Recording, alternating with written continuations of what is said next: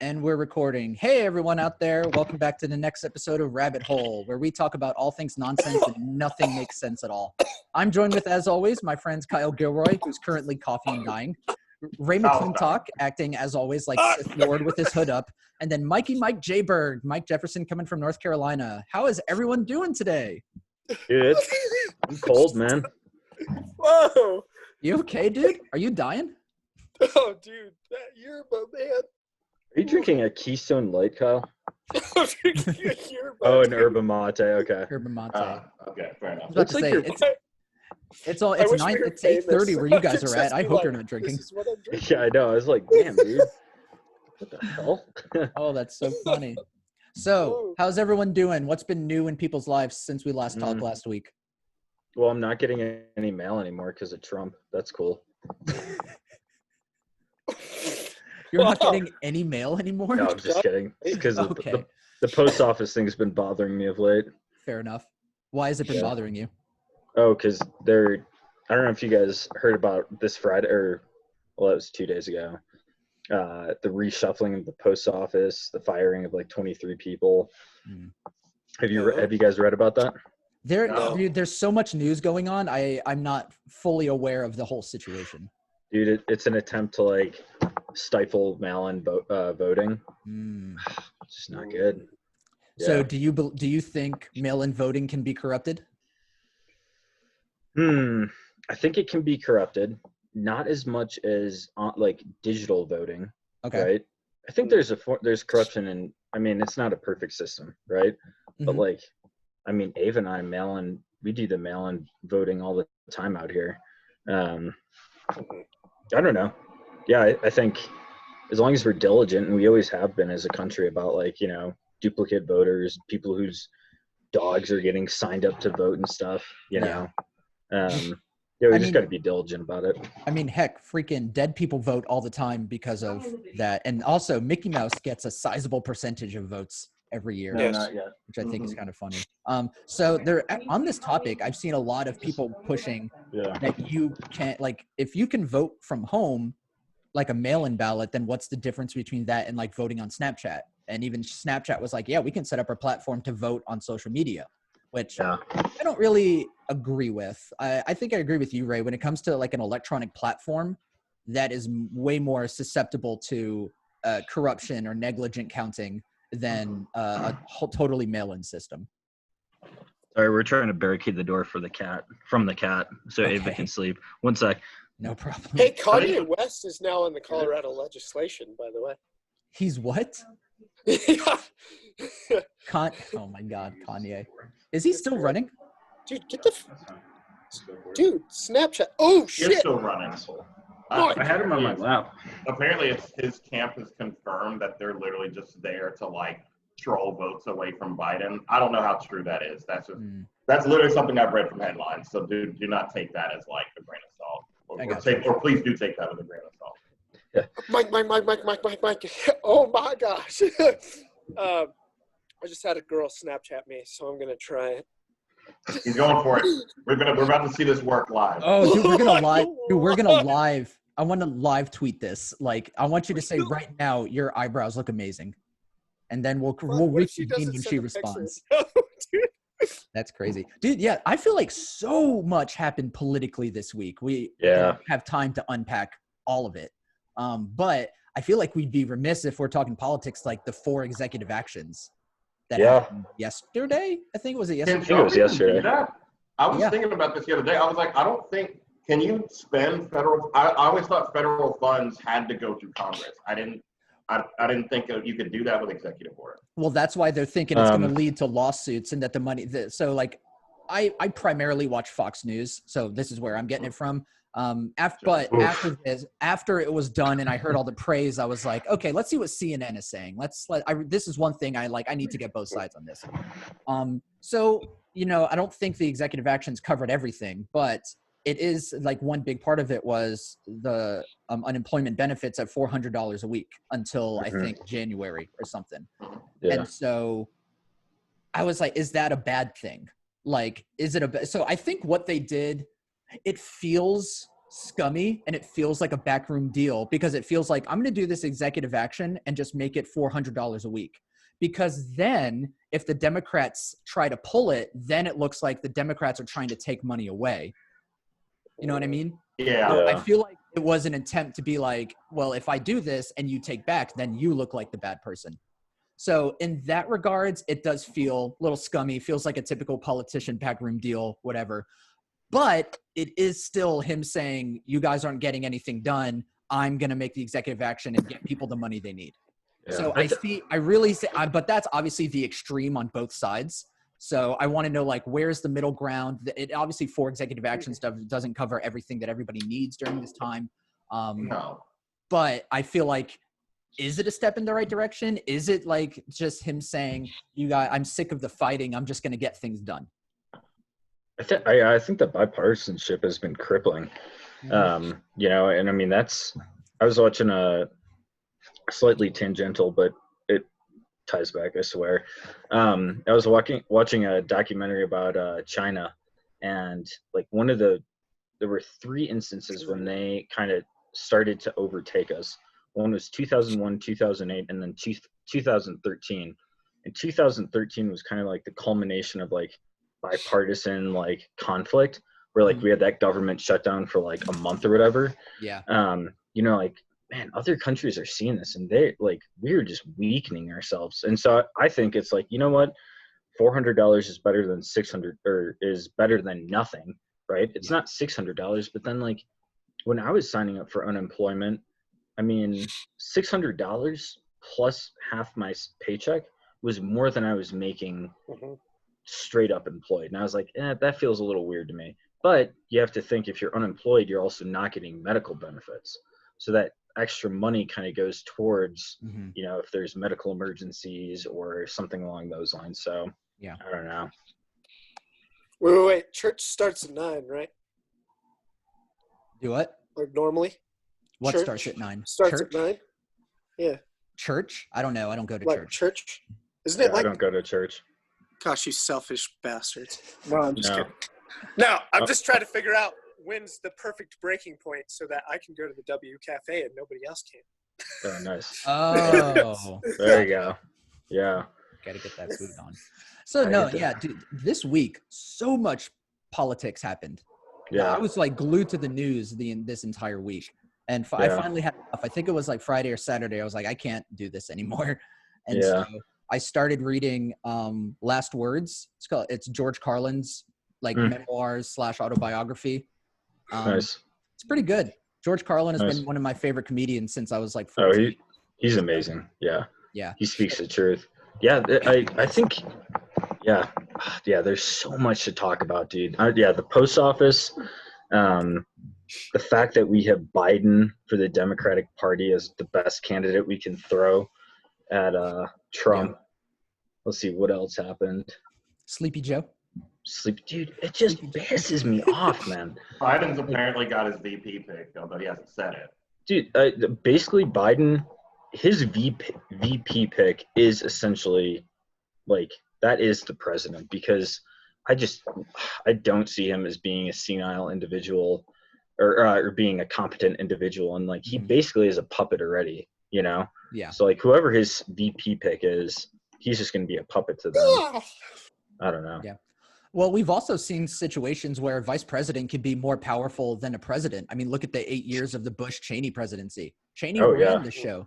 Yeah, he did. Cheney ran the show, and they even made a movie about it. Did you guys see Vice? Oh yeah, it was so good. Good. Christian Bale as Dick Cheney. Yeah, killed it. He nailed it. He really did. It. Yeah. So I know Al Gore did a lot while he was Clinton's VP. Yep. Well, I feel like that was also back when, like, the 90s and early 2000s was when America was doing really, really good. Like, for one of the first times in our history, we had a surplus in the budget under Clinton. And so once he was done, you could look at Bush and be like, I mean, things are going okay. What's the worst that could happen with this guy? And then 9/11 hits, and you're just like, oh, no, what have we done? Shit, yeah. Who did we elect? Yeah. I mean, and Al Gore was really good, too, about, like, hunting down Man-Bear Pig. Oh, yeah. Yeah. Seriously. It's like throwback episode. Oh, dude, that's still one of my favorite episodes. I rewatched it, like, 2 weeks ago. Oh, it's a I good love one. the Man Bear Pig episode. Yeah. It's so good. No, South Park is just so relevant. it Every really time I is. watch an episode of South Park, it really does feel like a 22-minute like window into what life was like that day or like that year. Yeah. Like every That day. season is perfectly crafted to feel like a time capsule. Like you watch it and I'm immediately like, I feel like I'm back in high school dealing with Yeah. all those same issues and just living that experience again. And then Yeah. it ends and it's like, oh shit, it's 2020 still? I know. Can we just go back? I haven't watched South Park of late, but I would like to tune in and see what they're up to with everything going on Yeah. nowadays, you know? Dude, the most recent seasons have been really cool because as opposed to like segmented where every episode is just like its standalone thing, Yeah. like the most recent seasons they've had arcs, like 2 seasons back to back will feel like that is the story. They're building a universe, they're building a story kind Interesting. of thing. And so, which has been weird at first, like the first season they did that, which was probably, I think 2015 when they brought in PC Principal. I'm clearly a researcher on South Park. I know this shit. Is when the first time where it was like every episode was building to something. It was more recurring characters. They were talking about Yeah. what happened last week kind of thing. It didn't have that standalone feeling, which now I love. It's such a good break from the show. Such a Yeah. good break. But Matt Stone and Trey Parker, they can do no wrong. Yeah. Really. Well, and I mean, like, comedy is so important during times like this because, you know, and I think we've touched on cancel culture a little bit, but I mean, a society that starts like silencing comedians, that's a dangerous society, you know, because comedians try to hit at the truth that no one's really talking about, you know? Mhm. So, yeah.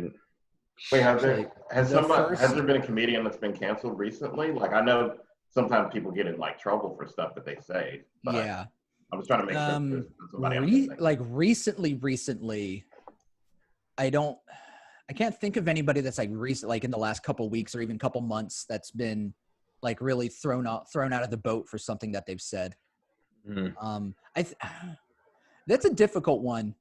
It's a difficult one because I don't think cancel culture isn't like tangible, but I feel like when I think of cancel culture, I feel like it's okay to just like stifle somebody's voice, to just like not let them like be a comedian. But I've always said this about comedy. When I think of comedy, you can say whatever the hell you want unconsequentially as long as you're funny. If you're legitimately funny and you have a point to say, you have free reign. Like Dave Chappelle. He's obviously hilarious, but if any other comedian tried to say the shit that he says, they would be wiped off the mat. Yeah. So it all depends on if you're legitimately funny or not. If you're not funny and you're saying things like what Chappelle says, then it feels like an angry speech. Yeah.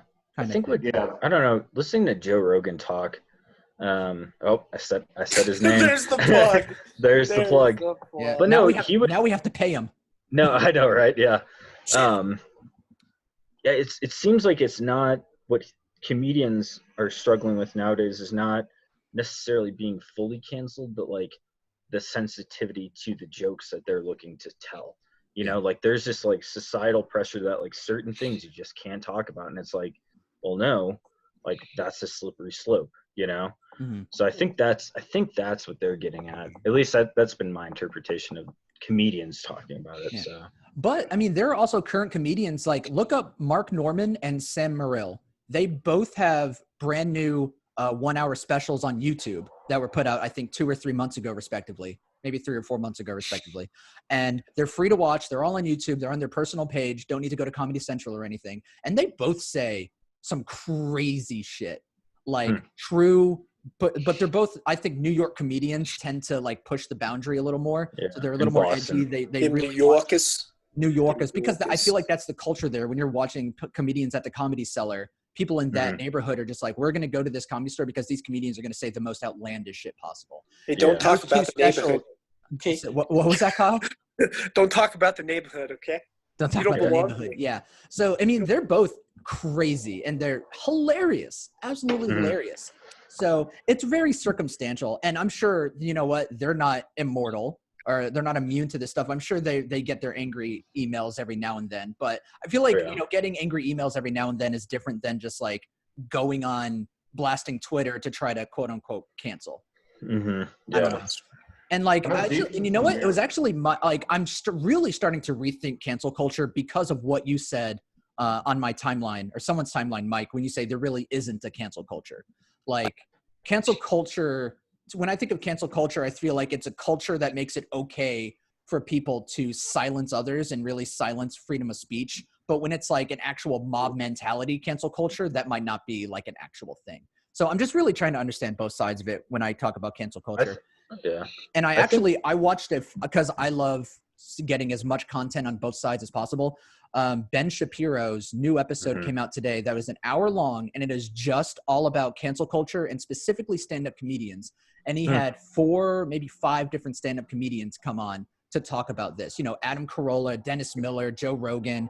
Oh my God, there was another guy on there who like was on the Daily Show at one point. I can't remember his name. I feel shitty, but like all of them were Stephen saying Colbert. It wasn't Stephen Colbert. I would know who Stephen Colbert is.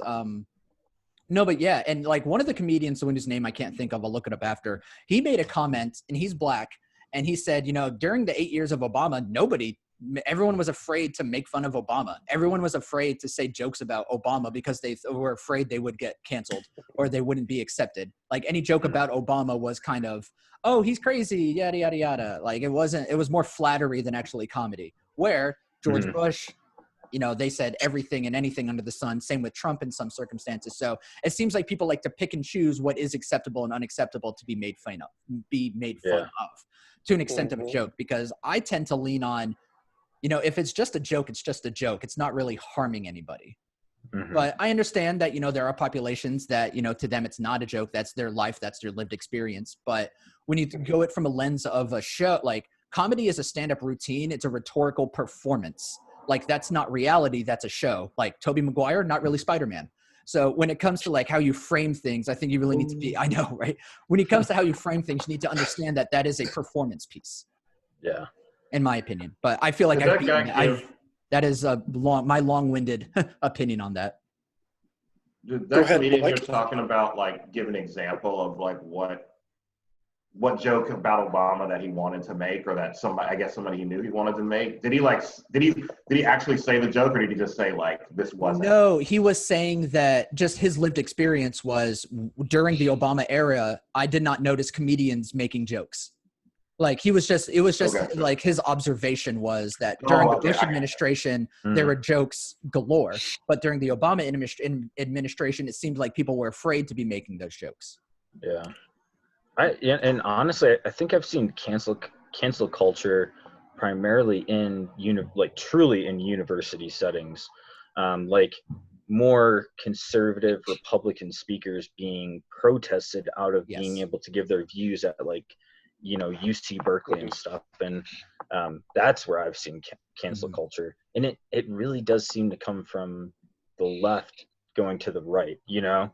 Yeah. Like you don't hear of, at least I haven't, you know, and I do lean pretty left politically, but I haven't heard of Republicans, Republican leaning institutions like protesting liberal speakers, you know? Yeah, it seems to have only been one way. So I think that's something within. Well, one reason you're not going to see that, I would imagine, is because a Republican-leaning institution is going to be private, more likely than not. It's going to be like a private religious base, and they don't have the same. Do what? I was going to say, probably a private religious school.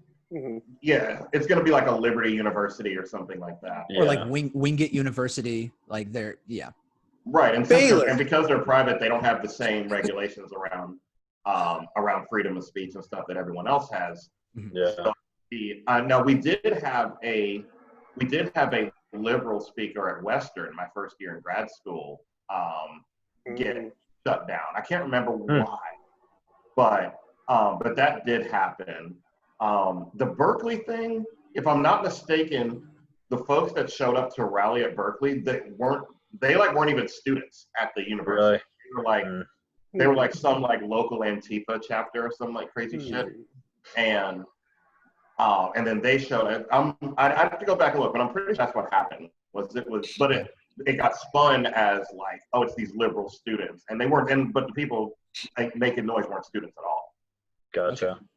But, you know, you do see like speakers like Ben Shapiro and Milo Yiannopoulos. My apologies if I'm butchering his last name, but they're typically the two when you think of right-leaning speakers who get canceled or protested when they come to speak on a college campus. Yeah. And I think I'll agree with you that you probably won't see that happening on like a private campus, specifically for that. But on public campuses, you know, anybody has the right to come if it's sponsored by a student group. Typically, it's like a young college Republicans, young college conservatives. They want to bring in a speaker that aligns with their views and aligns with their values, and they want to have the opportunity to listen to that. And typically those populations are a very small segment of the student body, because I don't think it's unfair to say most of the time a liberal arts college has a very large left Democrat or moderate to left view as the student population. And so in that culture, they view Ben Shapiro, Milo Yiannopoulos as hate speech, which I wouldn't consider it hate speech, but most often than not, when I see the hateful rhetoric against those two speakers, it's because they are viewed as hate speakers. When really they're just people who are coming in. Now, I will say Milo Yiannopoulos is pretty outrageous, and he does tend to say things that like intentionally want to make people mad. But I feel like that's also a product of the culture, because now he feels like I need to be outrageous to be in the public spotlight because I'm a right-leaning public speaker. Well, and that whole "I need to be outrageous" thing, I think, started with Trump. Like, he showed that it could be a viable strategy. You know, well, I would argue Milo and Ben have been that way before Donald Trump, but I do think it might have been exacerbated by Trump. Yeah. And Milo's the right-leaning homosexual. Yeah, right. He's gay. Why are you going to cancel him? Yeah. I don't know, before I died down that rabbit hole. But yeah, these are just, you know, random little things with cancel culture that I've noticed. I'm glad that we all love stand-up comedy in this group. I think we all have a passion for like what that art form does for a culture. And so when you stand up. Why? Yeah, because it's comedy. Okay. Oh no, Kyle, you're losing your video. Click, close. Click, yeah. And he's gone. And he's gone. Yeah. No. Interesting. But I think you guys watch Jesus and Miro. Who? Jesus and Miro. They're like they're the two guys from New York that have that one comedy show. Basically, it's like that one. It's the same kind of show, kind of like Tosh.0, where they just watch videos all day and like provide funny commentary. Oh, okay. Anyway, I'm only bringing it up because they were talking about this on their show. Kind of going back to what Will said earlier, where like there's this illusion that like people can't do comedy anymore. But one thing that they alluded to is like a lot of people just aren't funny, and but they can lean on this illusion of cancel culture to say, oh well, the reason nobody comes to my shows or the reason I'm not successful is because people just can't take my jokes. Yeah. And basically from Jesus and Miro's perspective, as comedians themselves, they're like, no, we're in the comedy industry. Like you can say what you want, but it's got to be funny. It's got to have like, and that whole edgy shock value comedy. If that's your only shtick, it's like you can throw stuff like that out every now and then. But if that's your whole thing, it's not sustainable. No. Yeah. I think you can do that if you're like making a point. Like if you're making an ironic point where it's like, okay, I've never really thought about it this way, and that's clearly an extreme example of it. But when you think about it that way, yeah, that's kind of funny. I think Bill Burr nails it. He's just so good at ranting, dude. He is so good at ranting. Do you listen to his podcast, Monday Morning Podcast? I have before, but not consistently. He's the only podcaster who can just rant for an hour, and it's great. I got a joke. You got a joke? I would love to hear your joke. You ready for this joke, guys? Are we going to be canceled because of it? Yeah. Probably. Ready? Why was the little strawberry upset? Why? Because its mother was in a jam. So dumb. I get it. It's a parent death joke. That's hilarious. Wow. Damn, Kyle. Cancel him. Cancel him. Cancel Kyle Gilroy. Cancel Kyle culture. Cancel Kyle culture. Damn. I have seen on Reddit though that like the male equivalent of Karen is a Kyle. Yeah. And I was like, oh what? No. Yeah. Kyle and Karen. So Dana gave me a Starbucks cup that I totally like yelled at her for being Karen. And so is that hypocritical now? Since I'm Yeah, the male I think so, equivalent dude. to Karen. Karen You is are. like Karen is a legitimate insult now. Like if you call out Yes. somebody for being a Karen, like they get offended, and some will Yeah. equate it to racism. Like you're using Interesting. that racist language against me as a Karen, and I'm like, I I mean, think Karen is more about your. I always think Karen is more of like an attitude Yeah. or disposition Yeah. than a race. Like yeah, Karens are the kind of people that like will buy a. Karens are the kind of people that have like 2 items and will like refuse to go to the U-Scan instead of like yeah, going through the. They'll like stand there in line with the rest of us that have like 83 things in our golf cart. And yeah, it's like, dude, just go through the freaking U-Scan. yeah. And then they'll buy something, and like this one single piece of fruit that they bought came up like 1 cent more expensive than they wanted to. They're like calling the manager over, and now they've got like a whole scene going on over like Karen. 1 cent difference. Yeah. That's like a Karen to me. To me, at least from what I've seen online, it's like the embodiment of like white entitlement Mhm. and like entrenched racism in like this country is what I mean. Some of the videos, it's like, man, you can't even call that Karenism. It's just like blatant racism, you know? Mhm. Like, I don't know if you guys saw that lady who was like yelling at the landscapers or whatever. Have you guys seen that video? Oh gosh, I don't I know think if I've I've seen seen it. that. There's so Yeah. many I out think there. I've I don't think I've No, seen that yeah. one This specifically. it was on the front page of Reddit the other day, so you're just not cultured. It's okay. I am It not. was Well, Karen. I'm not cultured. I'm not on Reddit. I don't buy into the hive mind of Reddit. I've never had it. Really? Huh. I think one of my community builders will just be like, "Hey, if you see a Karen or a Kyle, say fuck you." Wow. You won't Yes. last long in res life, Kyle. I'm just oh dear.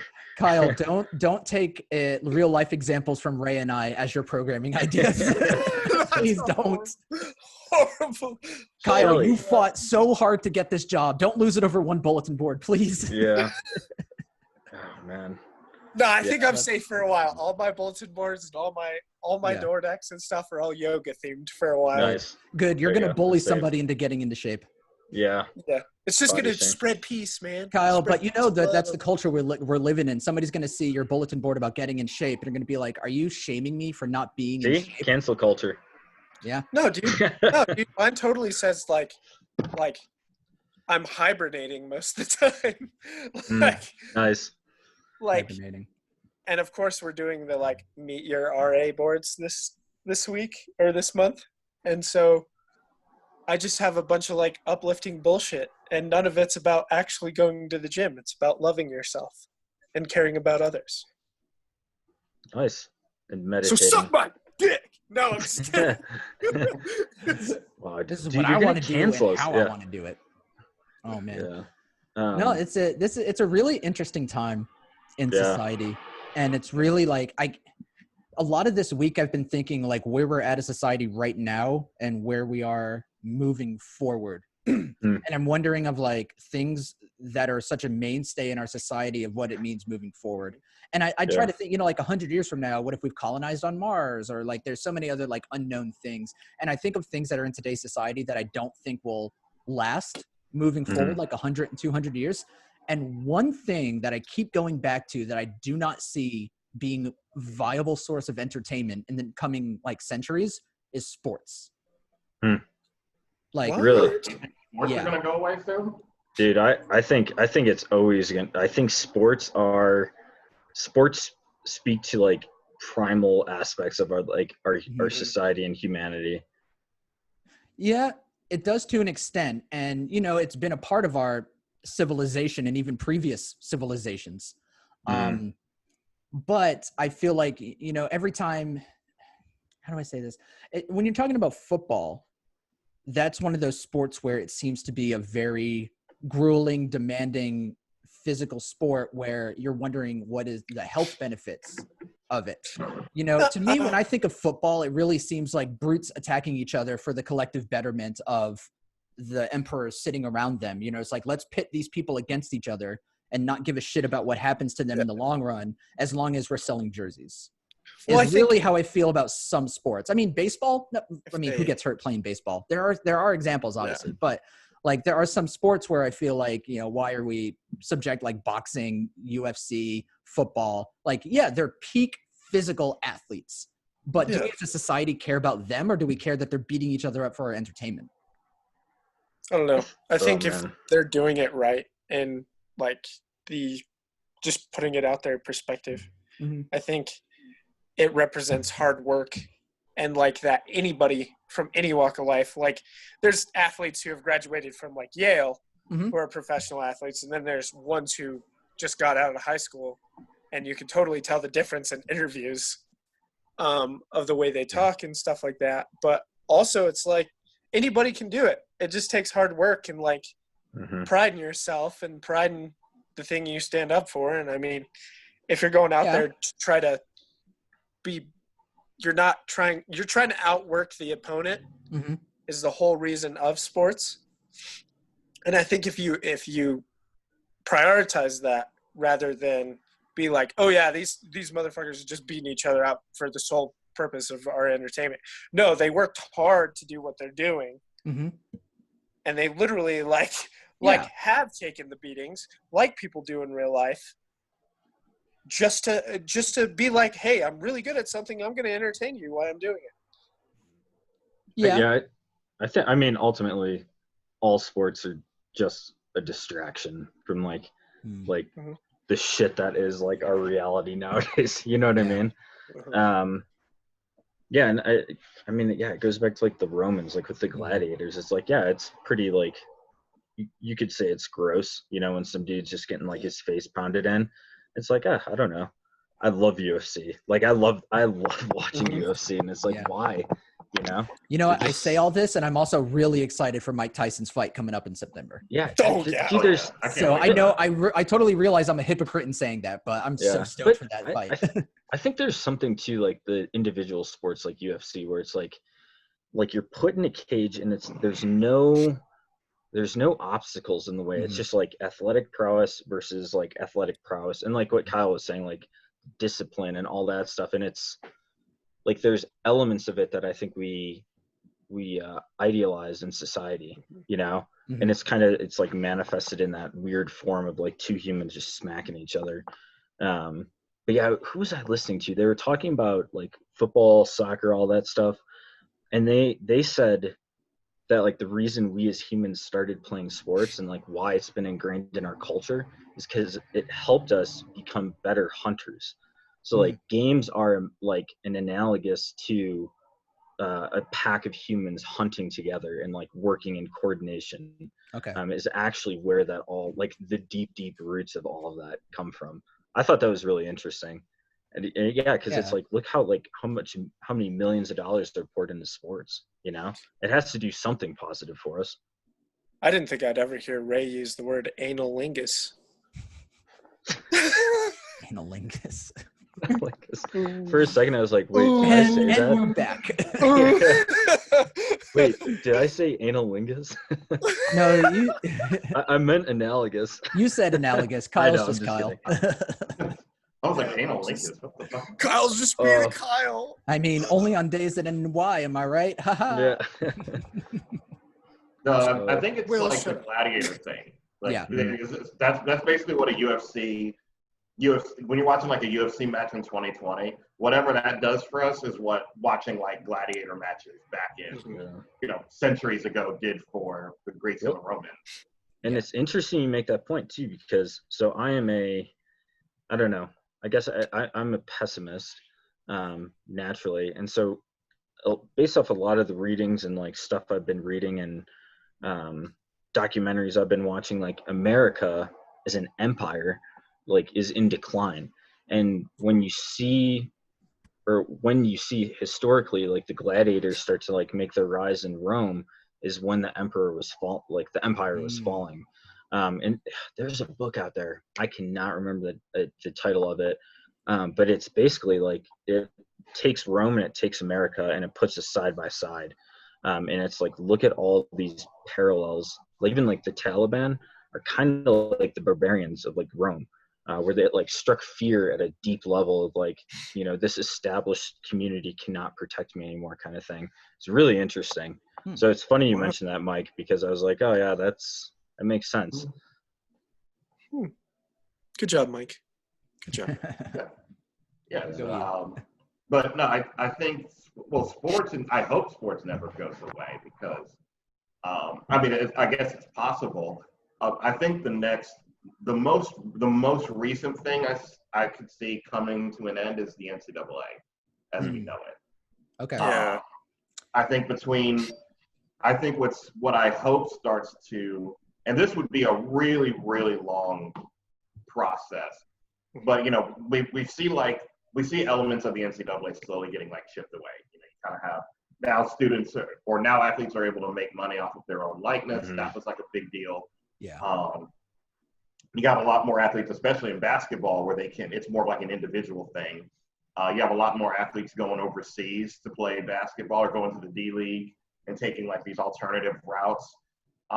You're starting to see athletes now like that are 5-star like elite recruits going to HBCUs. And I always said if the NCAA was going to allow athletes to get paid, it would be if the elite basketball players started going to HBCUs. If all the money started getting taken away from like the Kentuckys and the Duke and the Carolinas and the UCLAs of the world and started going to like those type of schools, they'd figure out a way to be like, all right, screw it, let's like take all this off the table. You can cut athletes a check to bring that status, because it would just be a way of bringing that status quo back. Mm-hmm. I think that's what we meant. But again, that would take years and years though. Well, Right. But I mean, but if I think that's the next big sea change in sports is basically the NCAA either going down or being completely reformed. I would say though, like, look how much money is in like the more professional leagues though, like I feel like there's a filter down effect and like they'll be safe. Yeah. Probably. Yeah. There is. Well, what's the word I'm looking for? So, I think that I'm not 100% sure how they've even legally been able to like get away with this, but there is obviously there is a lot of money in NCAA sports. I mean, I think the NCAA by itself, basically, they get most of their funding from March Madness. That's like basically where they get all of their money every year. If students were to, I mean, I don't think this would ever happen, but I think if athletes were to get together and say like, we're students first in protest. And you say we're student athletes and we're supposed to be athletes first. So in protest, we're all going to like stay home and study for exams and not play in the NCAA tournament. That would like completely take up everything. That'd be crazy. And it would be like, well, you can't take action against us because for all these years you've been saying we're students first. So we're going to stay home and study for exams. Yeah. Like, Mike dropping bombs today. That would be interesting. That would be really cool to see. would never happen. You heard it here Like, first. Mike, if students did that, what do you think would happen? What would be the outcome of that scenario? I would be interested to see. I honestly don't know. I think you would have to very, very carefully like plan it out because obviously like there's a lot of money in that. So you probably see students losing scholarships or things of that nature, and then you have to have lawyers ready like to sue these schools as soon as they got their scholarships cut. You'd have to have an army of lawyers, either from the ACLU or some like really high-powered organization, be like, nope, y'all can't get away with this because you said that you've been saying for years that these athletes are students first, so you cannot legally get rid of this person's scholarship for choosing. I would imagine that's how that conversation would go. I guess it all depends on the contract they signed. That's true too. I don't know if there's language in it that would allow a school to like, because I'm sure they could say like, well, we've set this all up so that we've arranged your schedule so that you can go to the tournament and not have to, and it's not going to conflict with your schedule. Therefore, I'm pretty sure that's how they would set it up. But I don't know, just be interesting to see. No, it would. It definitely would be. That was a great conversational piece. Thank you, Mike. We gotta clip that and just good talk on spread sports. it over YouTube now. Yes, that'll be. We'll do our own little highlight clips, and it'll be just that 5-minute segment. And then you'll clip out everything that Kyle has said. just put a big X over his screen the entire time. Oh, besides, I was just thinking, you guys have really nice noses. Like, I bet you smell well. Thank you. Oh, yeah. Kyle, you have very nice eyebrows. Hey, Will. Zoom chat with me after this. Oh, will do. I already have my pants off. It'll be perfect. Wow. Oh, It's God. Zoom. Who's wearing pants in a Zoom meeting? You know what? Let me show you. No. There was a video. Don't have pants on? And then cue the Curb Your Enthusiasm minute music. Oh, man. Oh, gosh. Oh, I that's missed horrible. that show. So speaking of news, I think the best piece of news that we got today, or not today, but this week, was we have a release date for Mandalorian season 2. Oh, boy. When? October 7th. That's I not have- even that far away. I am so stoked. Like, this is the one thing holding this year together for me. It's like 2020, we got to keep it together for the next few months so we can see what happens to Baby Yoda. I actually didn't even finish the first season. Well, you got to get on that shit I know, man. right now. I know. So good. Oh my I know. God, dude. It's just Disney Plus, dude. I couldn't put in the money for it, Okay, speaking of Disney Plus, they're officially putting Mulan on Disney Plus, but they're charging $30 to see it. Permanently. But it's permanently, like you own it after that. Oh, right? okay. Yeah. Oh, yeah. It's like you're buying the DVD. Like, you own it Mhm. after that. Wait. Or maybe not, because the movie King of Staten Island with Pete Davidson, it came out 2 months ago. That was I rented that on Amazon Prime for $20. I don't own it. What? I rented it for $20. Dude, that is insane. Yeah. Why did you pay that? I was on a date with a girl trying to impress her, whatever. Were all you just- really? We all do stupid things. It's like, hey, let's watch this movie. And I had no idea it was going to be $20 to rent. I'm thinking it would be You like were the like, Like, I oh, was it's- thinking it would be this is $10 so at the big. most, like the price of a movie ticket. I was like, Yeah. whatever. And we get there and it's $20. I'm like, shit, no backing out now. Yeah.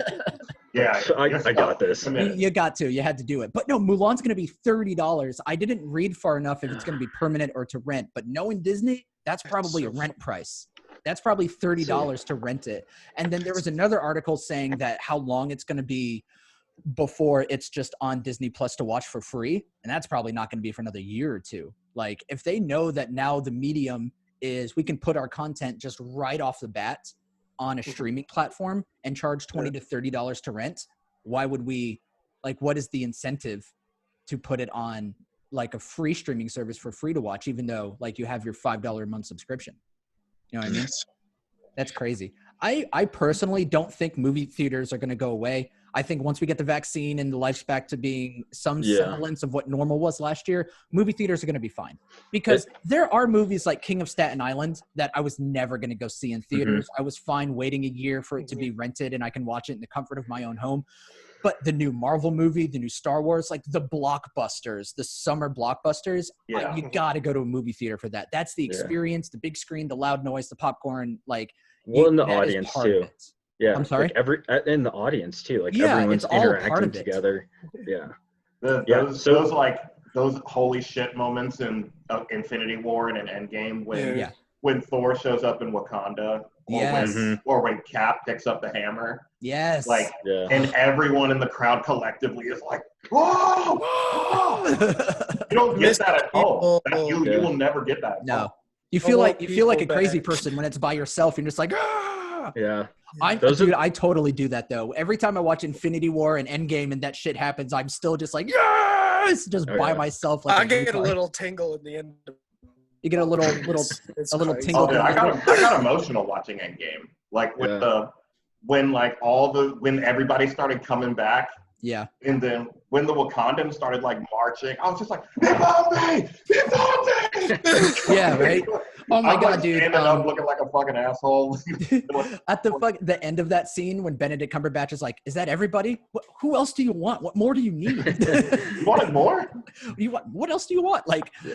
oh, that was so great. Only thing that could have beat that is if like the X-Men had shown up or something. And Yeah, that's just like, out of Oh, nowhere. man. Wolverine just walking through. No, you Which The just now- official like dude. introduction of the X-Men would have been like the X-Men showing up. Yeah. In Well, Endgame. now the X-Men movies are on Disney Plus. Yeah, they I know all the James McAvoy, Jennifer Lawrence, like Uh-huh. that group. I know First all Class. their movies. Yeah. So Yeah. they're all on there. But the original X-Men with what's his name? Hugh Jackman. Hugh Jackman. Oh crap. My my brother-in-law just showed up because we've been doing construction on the house and I didn't know he was coming today. So this is great. I will Mid-podcast. I'll be right back. Okay, sounds good. I'll be Oh your man, mid podcast. I think he was talking about what is it, Ian McKellen or whatever as Yeah. Magneto. Yeah. Kellen, McCollum. something. Yeah. Something. When Gandalf was Magneto. Yeah, when Gandalf, Yeah. when Gandalf came in here. And I remember those movies. my brother-in-law / house contractor is here to do more Oh, renovation. nice. Yeah, we were just saying, we were like, oh, the movies that Will was referencing was like, oh, you mean when Gandalf was Magneto? That's right. That's so funny. I never got. Oh man, what was Patrick Stewart's character on Star Trek? Captain Picard. Captain Picard. Captain Picard. Yeah. Gandalf versus Patrick Picard or Captain Picard. Dude. Uh-oh. There's a new show. I think it's on CBS, but it's like Enterprise Lower Decks, Mhm. and it's in the Star Trek universe. It's on the Enterprise, but it's a comedy animation show that's about like the lower decks, the like what's going on, not in the like cockpit, not in the command Yeah. center, just like the normal people on the crew. And I really want to watch it. It looks really funny because That looks badass. I love elements of established universes that dive into the places that you don't think about at That all. you don't or you never see, you know. Exactly. Like Star Yeah. Wars has done a really good job with some of that stuff. Yeah. But yeah, that's such a cool turn to have a comedy adult animation that's set in the Star Trek universe on the Enterprise, but like not what Picard and William Shatner are doing, like with the normal Mhm. people in the crew. Yeah. That's not Seth MacFarlane's Star Orville. Trek thing, right? No, Orville. Okay, that's the gotcha. Orville, which Yeah. supposedly season 3 is coming to Hulu, but we probably won't get it for a couple years because of COVID. Mm, That's a really funny show. It's a really funny show. What I show? haven't seen any of them. It's Yeah. it's probably the best Star Trek parody I've ever seen. I haven't gotten into like, I don't know. I like the new Star Treks, but like I've never watched like the old stuff at all, really. Well, the old ones are hard to watch. That a Oh, lot they're of them haven't painful. aged well. They're from the '60s, you know. Yeah. And Some of Shatner's them- just His so overacting. melodramatic. Yeah. Oh my God. Those are some of my favorite gifs is him overreacting Just to everything. Him on the wall, just like. Yeah. I think if you grew up on, if you were first introduced to Star Trek, in like the new, like the newest ones, Yeah. When you were a boomer, you know. like, then like there's no way you can go back and appreciate the Yeah. original Star Trek. If you grew up on that original Star Trek, then like everything else is like, okay, this is cool, but like it'll never beat the original. But Yeah. if you're like us and you grew up on Next Generation, you think that's the best of it. Sure, yeah. All of us that grew up on Next Generation, that's all we know. Yeah. Yeah, well, I was lucky enough to have a dad who showed me Conan the Barbarian. Oh. Uh-huh. Nice. Oh wow. When I You had was- a- Wait, Kyle, you had a dad? Way to brag about it. Jesus. I feel like there's like by the time we have kids, they'll have like Avatar: The Next Airbender, like Right? a Next Generation, and we'll be like, no. No. Well, you see, I feel like that's what the cool parents do. Like one of my fraternity brothers has basically raised his daughter on Dragon Ball Z. That's badass. That is Right? pretty, yeah. So that's going to be the cool girl in the schoolyard who's trying to power up, who's trying to go Super Saiyan. There was She always beats that the one shit kid out of every- in high school. Yeah. just trying to power up and go Superman. So I feel like, we're seeing that where we want to, some people in our generation who have children want to raise them on the things we grew up with. Yeah. But I would feel like some of the things I grew up with, like Rocko's Modern Life, Ed, Ed and Eddie, Ren and Stimpy. Original Teen Titans. When you're talking to stuff like that, original Teen Titans, Samurai Jack, Last Airbender, like some of those things, heck yeah. But the generation just before that, the like outlandish 90s Nickelodeon stuff, like some of that stuff is like, I might wait until you're like 16 to show you that. Yeah. Oh, I'm showing my kids Drake and Josh right off the bat. Drake and Josh. A lot of the stuff we used to, anything that used to come on Nick at Night is what like I would raise my kids on. Dude, Like, same. all that, Keenan and Kel. Dude, Yeah. I really want to rewatch Keenan and Kel because to this day, it is my favorite Nickelodeon show. I love Keenan and Kel so much. And at one point, I actually found a torrent and downloaded all the episodes of Keenan and Kel just so I could rewatch it. I still have it. I should rewatch it to see if it was just nostalgia. Wait, but did you just say on live television that you just broke the law? Well, maybe. Is this live television? It's even television. Wait, what? I'm really confused. Like, wait, when was this live television? Oh God. All right, we'll be right back with the Fox 5. Oh man. See, I didn't have cable growing up, so like all these shows that you guys are referencing, like I never grew up on at all. Oh man, I know. you I should feel do it. left out. I feel left out. What have you never seen the original Teen Titans? Nope. it's so Oh, man. good. You should. You should I watch know. it. You should watch See- You should also watch Samurai Jack.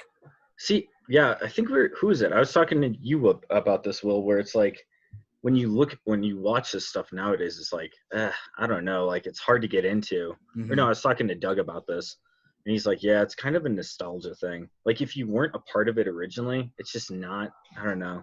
That yes and no, because we talked about this very same thing. I think it was the very first time Mike was on, actually, so like a month ago maybe. How Mhm. I had never seen Avatar: Last Airbender, and I was Yeah. like, I feel like I just missed the mark. The reason I like Teen Titans and Samurai Jack and some of that stuff is that nostalgia feeling, Yeah. and so I feel like I missed the mark.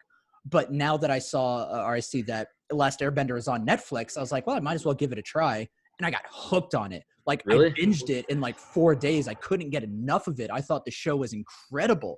The message, the visuals, I thought it was like, this is incredible television. And Teen Titans introduced you to one of the coolest villains ever, which I was so confused who Slade was the entire time. And then I'm like, oh, it's Deathstroke. I was like, what?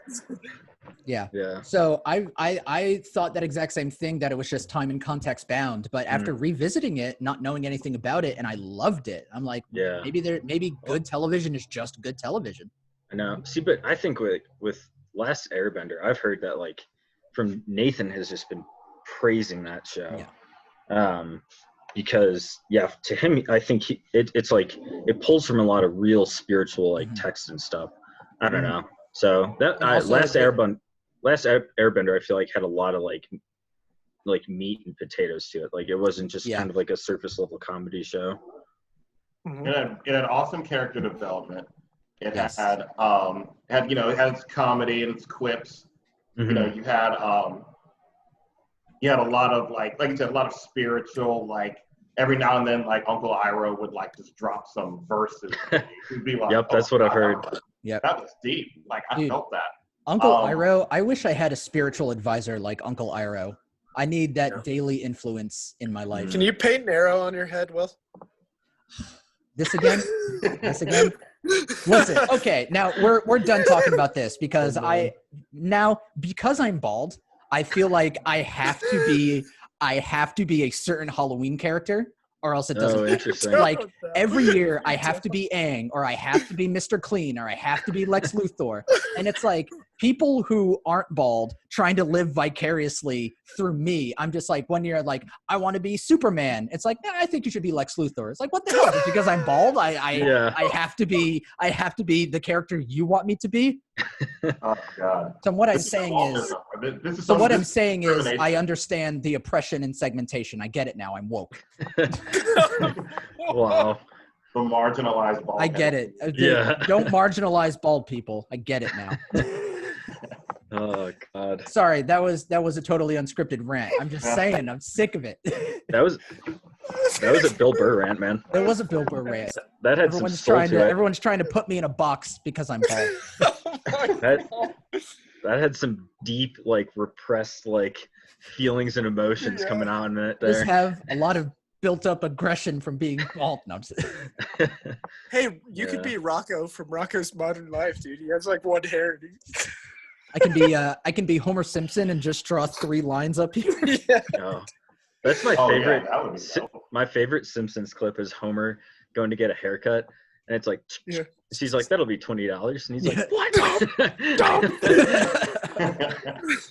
Oh God. Oh, that's Oh fun. my goodness. So yeah, I'll Yeah. probably do something like that. But just because of being bald, I'm put in that box of I need to be a bald character during Halloween. Mm. That being said, I am legitimately thinking about buying an Airbender costume so I could be Aang. I'm thinking about it. Oh my god. I might as well lean into it, I guess. I feel it, but you know what? Yeah, you embrace it. all know me really well. I feel like I own it really well. Like I don't really mind being bald. Like I would prefer not to be, but I own it. Like I Mhm. embrace it. I don't like try to cover it up. I mean, Ray, you've seen me make some outlandish jokes about it. Like, Oh yeah. and I think where it comes from is there is one quote that I heard like somewhere towards the mid to end of like my diagnosis and treatments and everything was never be ashamed of scars because scars are proof that you're stronger than something that tried to kill you. Mhm. And so ever since I read that, I've just really adopted that. And so I view like being bald as like, yeah, I'm bald, but I'm in remission. I'm a survivor. So if that's the balance, then I'll take it. And so ever since then, I've just tried to own my lived experience and own what I've been through because it's now my story. It's now my narrative. And it would feel wrong to hide it and suppress it like I have been doing. So just as like a conscious effort. So sorry to go down that emotional rabbit hole, but that's just how I've been viewing the things. Yeah, no, Gee, I think that's like if that's a part of who you are and you're pretending it's not there, you know, Yeah. you're like carrying that weight with you all the time, and It's yeah. dude, you're just putting on an act. It was really hard. Like when I first got to grad school, it felt like an act. Like I was just a full year of imposter syndrome because I didn't want to be the cancer guy. I didn't want to be the cancer survivor. I didn't want to have pity. Like I didn't even want to talk about it with my professors because there were really days where it's like, this is a struggle. And I want it to be equitable in a sense that like, I just can't do everything that everyone else is doing. God, You it's know, amazing like- to just talk about that shit to somebody and just Yeah. be like, just bring your inward struggles out. But I was And- so resistant to it. I was so resistant to powerful. it because I wanted to be just like everyone else. So it's just like, yeah, I'm a survivor, whatever. Let's just forget about it. I want to get back onto my normal life. And then after going through grad schools and the rigors of grad school, I was just like, this is really hard. I don't think I can do this. And I had to push and fight and just like suppress everything until And then you're finally like, I was "I am talking. Will Until Crandall." finally I was just like, what if I just owned it? What if I just Dude. started? What if I told my story? What if I was upfront and honest? What if I said like, I am really sick right now. I might need another day on this paper. Like, what is the worst that could happen? That's what drives So- me nuts, man. I look at all these like 18, 19, 20-year-olds and I just, dude, I just want to fucking cry half the time I'm around these kids. Yeah. Because it's just, So. it just hurts to see people who are not comfortable in their own skin Mhm. and that have real issues that has to, that they have to fake like they don't Yeah. have, and they have to act it out Yeah. in person when you're like, dude, I can tell you're bullshitting me. And then you try to call them out on it and have a deep conversation. And they're just like, no, I'm going to shut down now. Yeah. No, it's real. It's That's hard. a There real was a- thing, man. There was a quote from Jordan Peterson from one of his lectures I was just listening to, and he said, like, the reason you enter into hell, metaphorically speaking, of course, like, but he was like, you know, you enter hell, and within hell you find the methods and like the key to like dealing with that hell. So like the answers lie within the hell, and so it's like when you know, Will, when you're talking about that, it's like, you know, you had to just embrace that, like, this is like that hell, like I have to address it and own it and enter it, like map it out, and then like moving forward, you know, like you have that like success to like just roll with. So I Yeah, don't and I know. think honestly, like one of the biggest takeaways is just being able to roll with it. Ironically, Yeah. it's just like, because you know what? Yeah, I went through this. This is my life now. I'm trying Yep. to not see a stranger when I look in the mirror. I'm trying to just like, this is who I am, and then live that. And I This feel is like me. because of that, because of owning who you are and that self-authorship, like nothing offends me. Like Yeah. I like nobody can cut me down to anything because I'm just so comfortable with who I am now. Bruh, you just almost sang "This Is Me" from The Greatest Showman, and I almost That like movie. cried. I actually haven't seen Dude, that movie, so Me That neither. fucking movie, that movie is so good about a character who Mhm. was such a piece of shit in real life. Mm. But it's so uplifting and so motivational, and some all the day- music just some means days I feel like a piece of shit. I mean, even like still, I mean, there are definitely days where I feel like I'm a piece of shit. I don't know. Mhm. We all do. We all have those days where it's Same just, here. Everyone has those days. yeah. Yeah. I feel like I don't I feel do like, and I don't feel like 95% of there are the some days where I feel like super lazy, and that'll make me feel like a piece of shit. But I don't know if it's because of COVID or what. But I feel like there are days where I just do nothing. Like I watch TV all day, and then I Yeah. lay in bed thinking, "Wow, you're such a piece of shit. You did nothing today. What did you actually do today?" And I- that's just an endless cycle. I feel for a lot of Yeah. people that's really hard to break because in society there's so much pressure to like to make something of yourself or to just like you like you have a dream, you have to do it kind of thing. Yeah. Like everybody, even when you're in a job interview, say like, tell me about yourself. I guarantee the first thing you say is something likening to you and the job. Like there is some statistic out there that men more often than not will identify themselves as to the job that they have. Like that is their identity. That is who they are Mhm. because of the job that they have. Because Yeah. your societal standard is to be, you need to have a job, you need to make money, you need to support, you need to provide, whether it be for yourself or a family. Like that is just the acceptable societal standard. And Yeah. because of that, then yeah, you need to identify yourself as a job because it credits you as a functioning member of the society.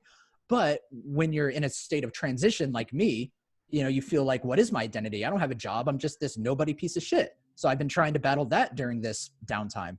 So Yeah. it's just, Yeah, but it's that's really a real hard. feeling.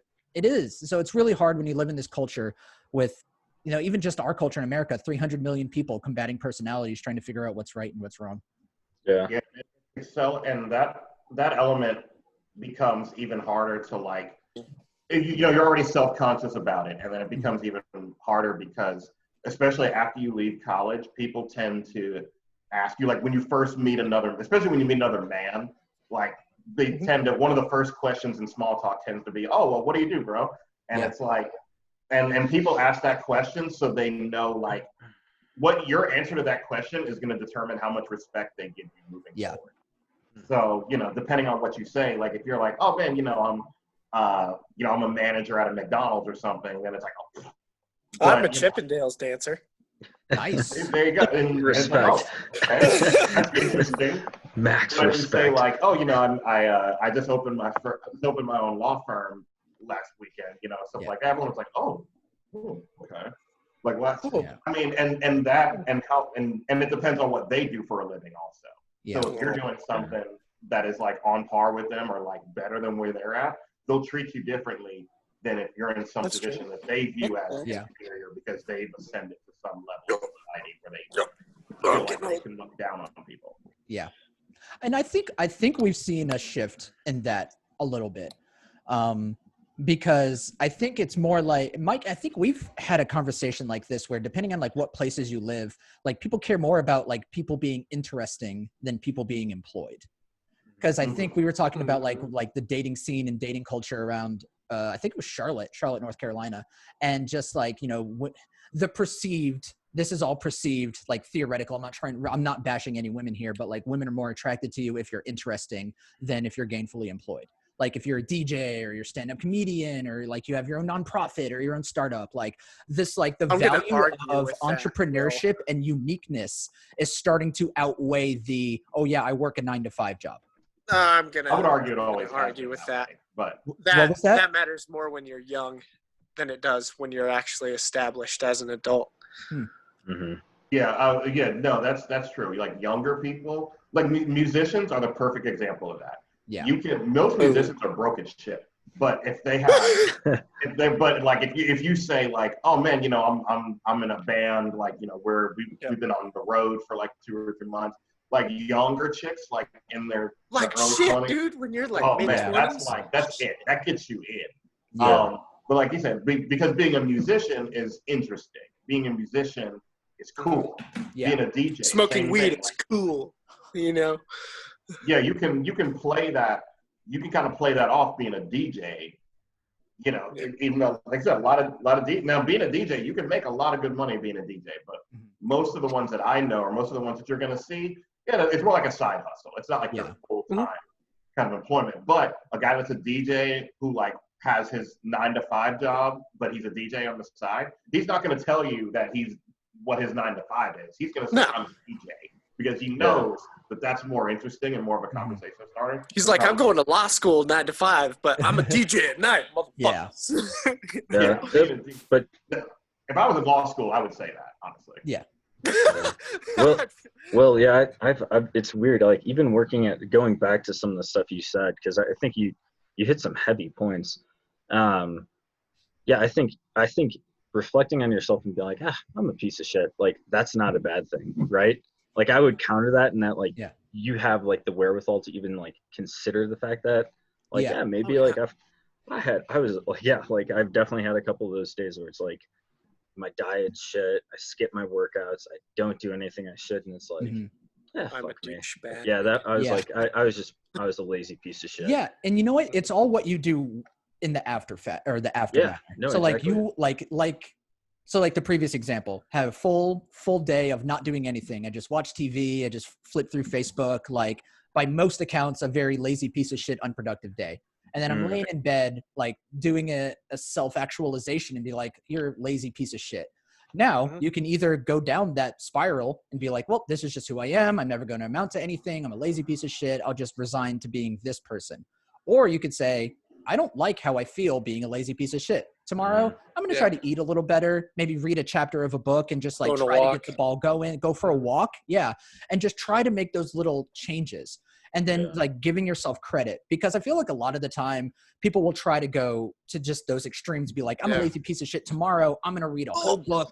I'm going to eat nothing but salad. I'm going to go for a 2-hour walk. I'm going to like totally change my life around.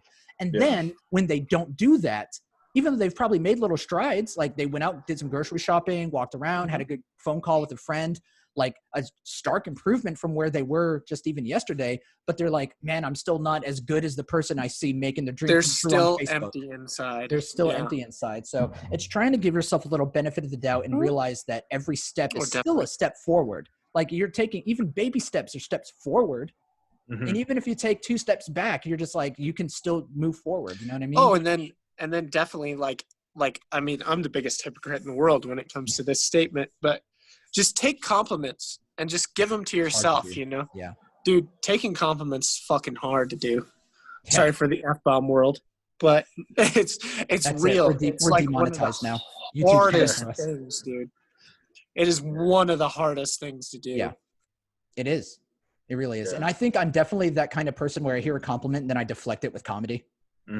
So I'll hear something where it's like, oh, Will, you have you're looking really good today. And I'm like, yeah, haha, big dicks or whatever, haha, jokes. Like, yeah. I don't know. So it's really hard. Like, I feel like everyone does that. Like I've actually had that internal conversation with myself recently about, everyone in this room kind of, I feel like would know me as a funny guy. I feel like if I'm like being honest with myself, if someone were to say, describe Will in 3 adjectives, I feel like funny or, comedy oriented would be in those top 3 adjectives. Actually, we should do that right now. You know what I mean?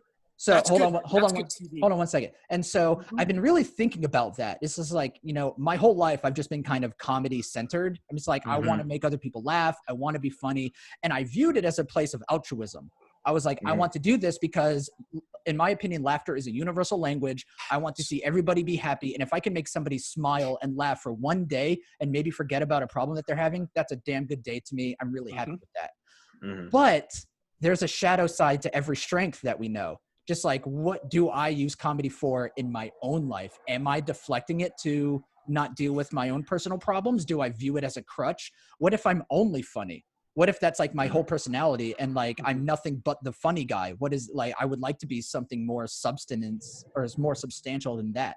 So I've been really doing my own little reflecting on that as well. Sorry, So what have were you gonna- come up with so far? And a lot of things that I was saying is like Sorry, I Ray. feel like I am that It's kind of okay. person that like I'll deflect a compliment with comedy just because it's a little uncomfortable. So I'm trying to get better at accepting compliments, and I'm trying to not view everything as a joke because for a long time I will think of something and be like, how do I make this funny? I would like in my brain I feel like I'm a stand-up comedian, but I'm not a stand-up comedian. You know what I mean? Yeah. So I Yeah. just need to ground myself and think you're not a stand-up comedian. You're a normal guy. Yes, you are funny. You have a good sense of humor and you're very realistic and you can relate and have an honest, funny conversation with someone, but you're not a stand-up comedian. There's a time and place for everything. Yeah. Yeah, I think, dude, remember that self-authorship program I sent you? Dude, that is what you need to be doing. I'm telling you, like everything that you're saying right now, I think that program would help with. Okay. Like Wait, past can you- self, present self, future self. It's Yeah. Jordan Peterson's, it's like a multi-stage self-analysis. So it's kind of like psychoanalysis, but you're like performing it on yourself via like entries online. It's like $20. I got a copy for Will and myself, and I've been cranking away at it, and it's intense how much stuff you type, and it's very guided too. Yeah. I just wanted to throw that out there. No, you're right. But I feel really bad because I haven't dived into it. Oh, Really, it's so okay, I feel dude. bad. I just keep pushing it because like everything you're talking about is like, dude, I've had those things, and like Mhm. the dialogue on that website between you and just Yeah. this blank page is Well, amazing. Self-authorship for a long time was something that I really struggled with. And, Yeah. when I was in grad school, Rona. and Mike knows this, we take a student development theory class where you literally all about student population, student development, and minor psychological theory development. It's a class that you need to take. It drives our practice and everything like that. Our professor said day one, everybody in this class is going to cry at some point. You're going to get emotional. You're going to learn things about yourself that you did not know. It's going to happen. And that's okay. This is a safe space. We're going to take care of you. We're all here to learn. That happened to me on the day we talked about self-authorship. Yeah. The day we talked about self-authorship and learning who you are, I left the classroom. I was crying. I was bawling. I went to the bathroom and I just needed to escape. And I didn't realize it, but it was because I had it's because I lost my mother. Like that was when I like really talked about it and understood. It was because I lost my mom. My mom passed away in 2016. So at this point, it had only been like 2 years. You know what? Yeah, I was a mama's boy. I loved my mom. I was that quintessential, like she raised me almost solely. I have, you know what? My parents got divorced, have a stepfather who is a great father, or sorry, a great man. He's an okay father. Like, we've talked about it too. It's like, I just don't know how to be a father, and that's fine. Yeah. So I was raised by my mother. So everything who I am today is because of my mother. And also my bone marrow, when I had a bone marrow transplant, my mother was my bone marrow donor. So her blood literally runs through my veins. Like I now have her DNA in my body again because of it.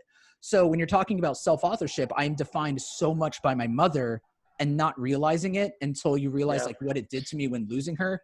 That was hard. And then going from that and then realize I was really comfortable who I was before cancer, but after cancer, I have no idea who I am. I don't know how to define myself. I have no self-authorship. I don't know what to do. So I hit that breaking point, and that day is what sparked like a lot of what I've been saying in this hour and a half today is like really trying to come to terms with who I am and try to look in a mirror and not see a stranger, because I dealt with that for a long time. Yeah. And I think with a lot of what you're saying too, like where I'm really sorry this has turned into my group therapy session. Oh no, but no, where I think, because I've dealt with some of these emotions that you're talking about as well during COVID. Like, and I went into this like hotel job, but what I realized is that I was like leaving out like how I got to this point, right?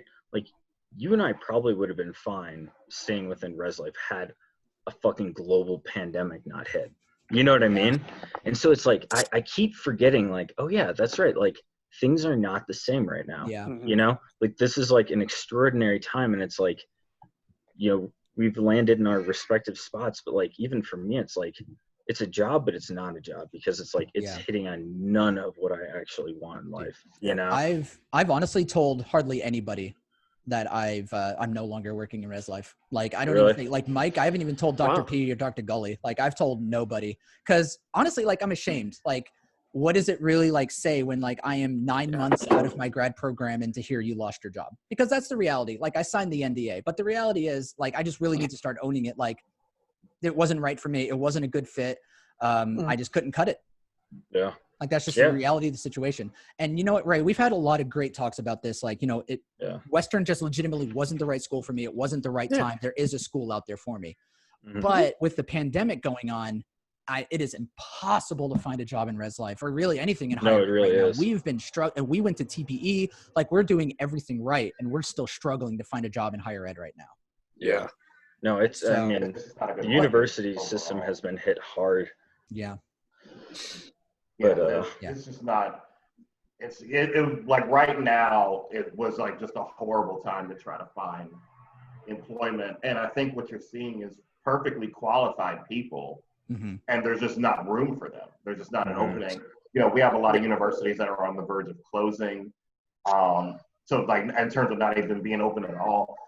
Yeah. So, you know, some schools are going to be fine. Like a Harvard, who's got like billions of dollars in endowment, they'll be fine. Mhm. Yeah. It's not going anywhere. But everybody can't work for Harvard. So yeah, it's a really rough spot to be in. And I think that's why, I honestly think that's why a lot of folks have just not been wearing their masks and like just kind of been so desperate to like go back out and do things, is because is to kind of maybe, because when you're at home and you're quarantining and you're away from your family, it's like you're kind of alone with your thoughts, and Mhm. you're like thinking about you're forced to like take all this in. Yeah. Like, oh shit, Yeah. this is really bad. Like, we're in a pandemic and our economy's tanking and there's no jobs, and like I can't go out and I can't see my family and like all this other stuff.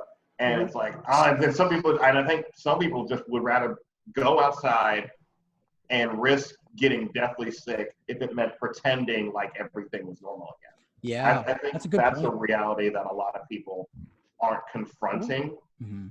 It's more like they'll say like, oh, it's a conspiracy. There's not actually that many dead. But I think in reality, that's what a lot of people are doing. Yeah. Actually, Did I- and being a conspiracy theorist about this whole thing, Mike, I think definitely that's not something that it has less truth to it. I think you're absolutely right. I think that is the reason why some of these people don't do the whole mask thing and Yeah. like will just risk it, is because it is just faking something. And even being a person who doesn't quite believe in it, I'm still going to wear the mask just because Because you're a good person. it makes other people more comfortable. And it's like I can sit in my room, do stuff all day, be perfectly fine, but I do have moments to where I'm like, I'm going to put on a mask and I'm going to go across the dorm to another RA and just talk to them about stuff, or talk to somebody going to school here and just be like, hey, like I'm having a pretty rough time right now. Yeah. Can we just talk about stuff? Are you comfortable with me coming over, and I'll wear a mask if they want me to, or whatever. It's just like, I'm scared that it could be a real thing, but it's also like, I'm also scared of like what the government can do and what they have shown to do in the past, and what I went through working for the government for 5 years, that I've got a different perspective on what this thing is, because I just know a little bit more about the government than the regular Joe. Yeah. That's a good perspective. Really Yeah. good perspective. But Yeah, So, shit's crazy, man. Shit's crazy. That's really all. I mean, it is. I definitely hope we get through it soon for that reason. Yeah. But at the same time, and I think that's another reason why it's like we just keep digging ourselves in a bigger hole, because and I think the frustration is we don't see an end. Like, it would be very easy to wear masks if we knew, like, just wear your mask until like November or December or whenever it is. Like, we have no ending in sight. Nobody can definitively say Yeah. when we would be able to like return to our Normal. society. You see, Yeah. Mike, That you gets say too much that, but other optimism. countries have done that to create their own ending. Like a lot of countries, they have no problem going back to school because they all were committed to wearing their masks, social distancing, social isolation when they need to. And then they flattened the curve. They got it done in a couple months, and now they're all fine going back to school. So I think as Americans in a civilization, if we could have collectively said, we will create our own end, we will commit to wearing our masks, kind of staying at home, one person out to go get groceries, restaurants will just only deliver, gyms, movie theaters. I'm really sorry. Government's going to help you out for a couple weeks. But if we had committed to like just 2 months, 2 months and we committed, we could have knocked it out. But it's 4 months later. We're still in the same cycle. Yeah, we could have totally knocked this out. Yeah. For the So I was podcast. saying like not seeing an end in sight, like we could have created our own end. But that's easier said than done. I understand America's system is set up differently than others. And and we're an kind of just waiting for the individualistic vaccine, society too. unfortunately. Yeah, we're independent when we're harder to control. Yeah, we're Yes. we're an individualistic society for sure. Yes. Which I find very ironic because I feel like before this, I feel like our patriotism was at an all-time high for a lot of people would consider. Like, I'm American. Yeah, I think so. Fuck Yeah. yeah, our country's the best. Our country's the shit. You all should have been like, well, we want to keep this country the shit. So yeah, I'm going to wear my mask because we're the shit. Like you could have had like people getting on board with it to help each other out. Yeah. But then instead they were like, meh, First Amendment, which I obviously love the First Amendment. I love having the freedom of speech, but using it to hide around a global pandemic come on, dude, you're better than that. Yeah. Speaking of First Amendment, I had been like, for a couple years, I had kind of been on this like in this weird gray area where I was starting to like be in favor of more like deplatforming type situations. And after COVID, I'm like completely of the mindset where there are, for the most part, like, yeah, free speech should be protected and we should kind of be allowed to say what we want to say. But at this point, I do think I'm of the mindset now where I think deplatforming is completely justified. And COVID has pushed me to that point because before it was just people saying like offensive stuff or, throwing out conspiracy theories. And it was a little bit harder to make that argument. But now, basically, I think in the event of like deliberate and constant spreading of misinformation, you're perfectly justified in deplatforming that person. Okay. Now that's not to say like throw them in jail or anything like that, but if you're on YouTube, Facebook, any of these like websites, you should be able to deplatform that person, because what we're dealing with now, and I don't know if this is exclusively an American problem, but I know in America, you have folks throwing out stuff, all kinds of like different conflicting, quote unquote, research or science or stuff surrounding COVID, surrounding like, the numbers, surrounding the cure. We had that pandemic video that went viral for like 2 days before it got like completely debunked. Of course, shit. But like shit like that, and I would say I would argue that the spreading of misinformation goes beyond just offending people or confusing. You're contributing to us staying in phase 2 longer and hurting the economy and getting to a point where we can't return to normalcy as a society because we have people spreading disinformation and contributing to this distrust to where we can't move forward as a society. In a technological age, it's really hard to identify what's fact or fiction. It's really hard to read a news article and know 100% sure, like, this is fact. This is fact. Oh, the thing that is fact, though, is that the government will censorship some of the things that we say. Like, seriously. Like, if you were to say the wrong thing, even on a podcast that, doesn't get that much views like ours, they will still do it. I'm sure. If you get close to the facts. That's, Will, what you're referencing is actually called hypernormalization. Okay. And you should, there's a documentary out there. This is an insanely deep rabbit hole that you just brought up, though. Hypernormalization is like a whole episode in and of itself. Okay. But yeah, check it out. It's Hypernormalism. It's a 2016 documentary. Is it on YouTube? On BBC. Yeah, on BBC. Okay. it is exactly what you were talking about right now, though. Yeah. Okay. So Bring no, it. because Plug man. that's no. They actually it is a legitimate like strategy from potentially our enemies to make it to where you, like you said, you really cannot discern fact from fiction. You know. Yeah. Check it out. Yeah. I just feel like in this day and age, a lot of people will say because it's online, it's true. Yeah. I read it online. It must be true, right? Yeah. So I mean, I don't know how people say that. That like blows I don't my either. mind. I don't either. It's like, I feel like after school, I am just inundated to just not trust anything. yeah. I don't trust anything. I'll read something and be like, okay, I need to read 5 other articles that either confirm or deny what I just read. Yeah. But you're going to find 5 or so that do and 5 or so that At don't. least on the internet. Yeah. Yeah. Yeah. It's really hard to identify credible websites and just knowing what's fact or fiction. That's why I'm a Hard. big proprietor of just being like, hey, just live your life and like think of facts just as they happen. Yeah, but dang, what was the point I was just gonna bring up though? I forgot it. Never mind. It was something that Kyle said, I think, at the end or at the beginning. Fair enough. Damn, what'd you say? Yeah. Probably proprietorship. Proprietorship. Probably big words. Oh, well, no, yeah. I'm trying to think. I think it's something that Ava's always saying where it's like, you know, if you can have your ideas as long as like the holding of those ideas like doesn't impact the health and safety of others. And that's where this whole like freedom of speech thing comes under fire.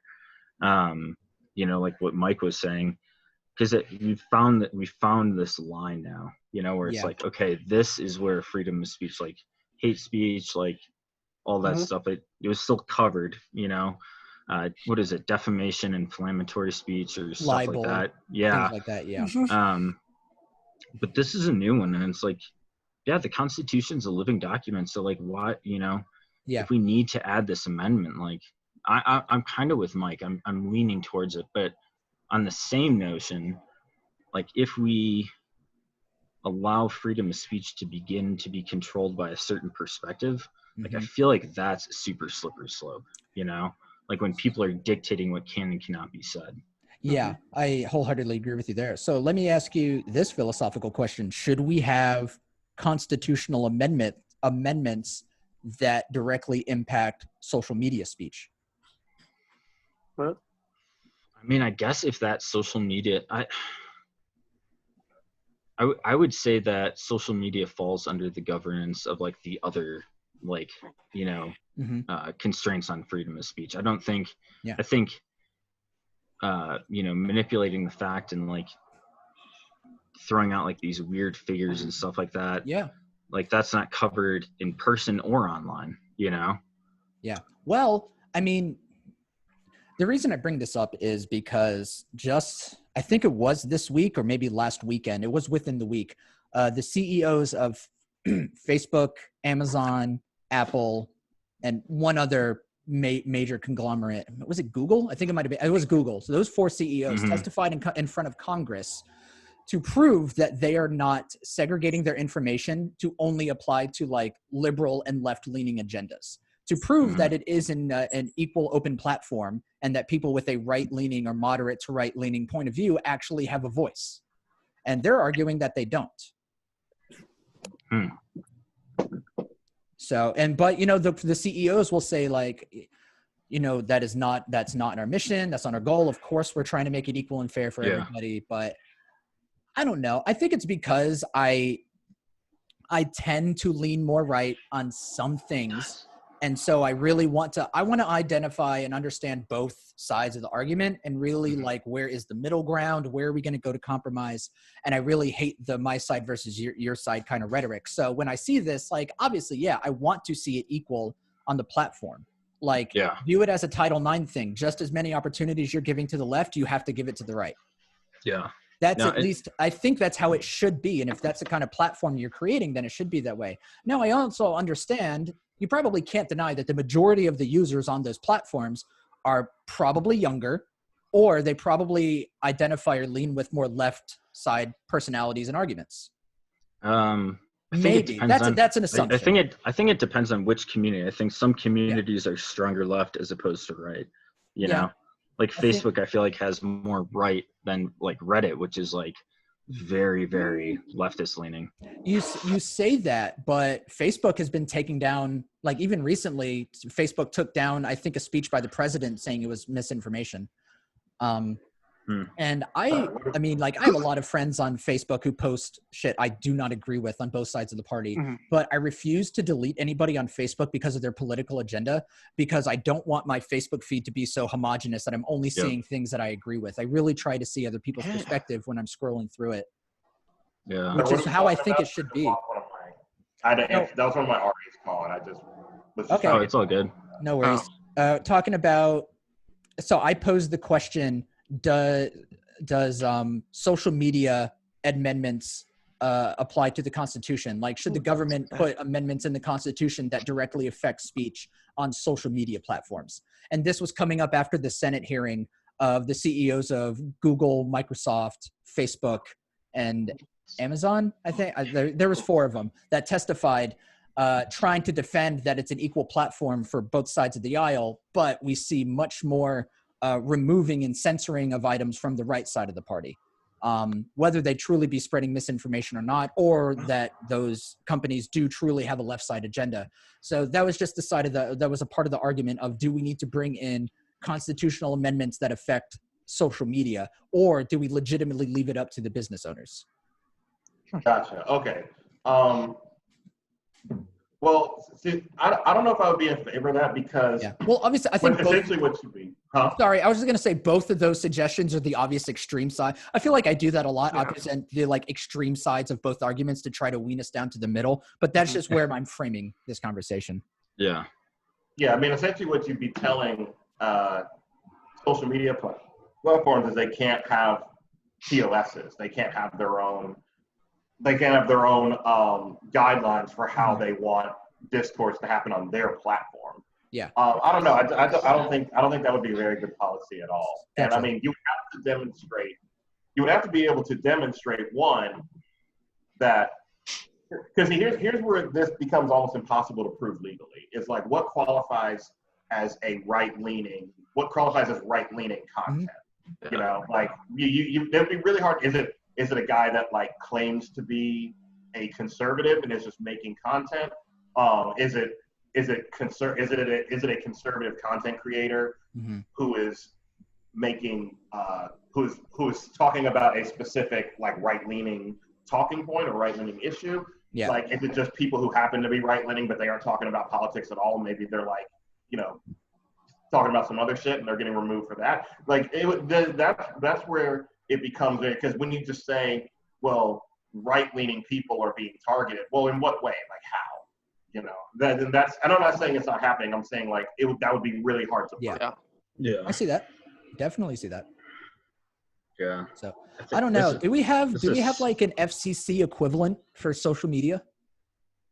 Maybe. I feel like, you know, they do their own thing in-house. I think they all have in-house content checkers and fact checkers to make sure no one is spreading misinformation, but it is still in-house. So what is like the platform best practice FCC equivalent for what's going on in social media? And I don't know. I don't have that answer. I mean, you put an algorithm up. Yeah. You know, the algorithm targets people. Because it's an algorithm, it can't be perfect, right? It's always going to, you know, it might take, because I heard YouTube had this problem where they had an algorithm for like Nazis, where it was supposed to take down like anybody saying like kill all the Jews or whatever. But like where it was messing up was if you were somebody that like had a conversation with a neo-Nazi, but you might not be a neo-Nazi yourself. If you just had a conversation, or you can have a guy that was a neo-Nazi on, and y'all would be talking about like, is Burger King better than McDonald's? And they would take the shit down. And it was like, the algorithm basically wasn't able, I might be over exaggerating, but basically my understanding was the algorithm wasn't able to distinguish between somebody like spewing anti-Semitism, actual anti-Semitism, and just like and like somebody just having a conversation, an open and honest conversation with a neo-Nazi. Okay. Yeah, man. Yeah, it was like really So- weird, and I think that's where where people that are in favor of government like intervening Yeah. With that. But it's so the only thing I think that's weird about that is a lot of these folks are like conservatives, which my understanding is conservatives are typically in favor of less government intervention Yeah. in private business in almost every other category. You're Both right. social media. Well, I feel it might be an assumption, but I feel like most right-leaning or conservative content creators feel like they're being targeted. Mhm. They probably And, I mean, feel that way because I think the concept and what is pitched with social media really does appeal to a younger generation, a certain type of audience, a certain type of what might be considered left or progressive somewhere like that. Mhm. And so when you see a right-leaning or moderate to right-leaning content creator on it, it feels like somebody who's not supposed to be there, but who's still trying to get their content out. Like they're still a human being who wants to advertise what they're saying. Yeah. They still want to have a voice, or they want to be a streamer and a content creator. Like they're just trying to do their thing the way they want to do it. But it feels like they feel like that's not their place, which seems unfair. That's possible. I mean, I could be mistaken, but I'm pretty sure like conservatives and or like the grifters, like the people that are like, oh, I'm a classical liberal, but like every single video is like me shitting on SJWs, like those kind of. Yeah. Those, if I'm not mistaken, those folks have like the biggest followings online. They That probably would do. be another reason why it'd be a really hard case to make, because if you go to like who has these like huge, who's got the biggest like political channels, it's like your Steven Crowders, your Tim Yeah. Pool. Well, even Crowder almost got banned from YouTube. He almost hit the like 3 strikes and you're out kind of deal. Like Crowder is always threatened of getting removed from YouTube. Like he's always just there like barely by a string. And then he'll go on hiatuses all the time. Like YouTube is just not the right platform for him, is what it feels like. Yeah, if I'm not mistaken, didn't he like get in trouble for like calling a guy a queer or something, and like all his followers were like, I don't remember that. A lot of the time they try to hide it under legal stuff. Like they'll try to claim like it breaks the like monetization contract that they signed kind of thing. It's really how they frame it and like why they're trying to get rid of them. yeah, it was a TOS violation. Okay. I think that was the idea, and again, I think it's kind of, I don't know if I would be in favor of the government saying you can't have terms of service for your platform, because that's pretty standard practice for every private business. Yeah, I feel like, I'm really anti big government and really like everything. I don't want government controlling Medicaid. I don't want government controlling what I can and can't do. Like when a lot of people talk about like universal basic health care, I'm just like, I don't want the government telling me what kind of medicine I can and can't have. Like, I feel like there's a lot of things that big government doesn't need to be in. Like when I think of the office of the presidency, Congress, Senate, I feel like global issues, global economics, like the actual money of this country. Like there are big time things that a president doesn't need to really concern himself about. Like obviously they should have an opinion that is that of a leader, like something that can bind us as a nation. I think that is something that obviously Donald Trump doesn't do. Like you can't say that Donald Trump is a leader in any sense. He just doesn't do that. But I don't want his opinion when it comes to gay marriage or illegal immigration. I don't want that opinion. I want the opinion of maybe somebody who's on the border or maybe who works in a state or a state and local community government. Those are the opinions that I care about because those are the votes that I go to. Like I go to my voting booth and I vote for the senators and governors and people who are in my area who then make it to Congress and Senate, who's really just a part of the checks and balances system. But when it comes to things that impact my community, those are the important things to me. Yeah, and everybody has different, depending on the identities that you hold and which one's the most salient to you, I think depend on what elections are the most important. So for example, like teachers, I know a lot of teachers the most important election for them is the governor, because the governors are the ones the funding. Yeah. Direct influence on like how much they get paid. What direction are we going in North Carolina in terms of like the K through 12 system? The governor is the one directly like making those decisions, versus the president isn't really getting involved in that level. It's not affecting you that much. Whereas if you're like I think the president matters, especially if you're part of a group or heavily identify with a group that is at the center of like federal or Supreme Court decisions. For example, like the gay and for example, like if you're gay, we just had a huge like landmark Supreme Court decision on should gay people be discriminated against in the workplace.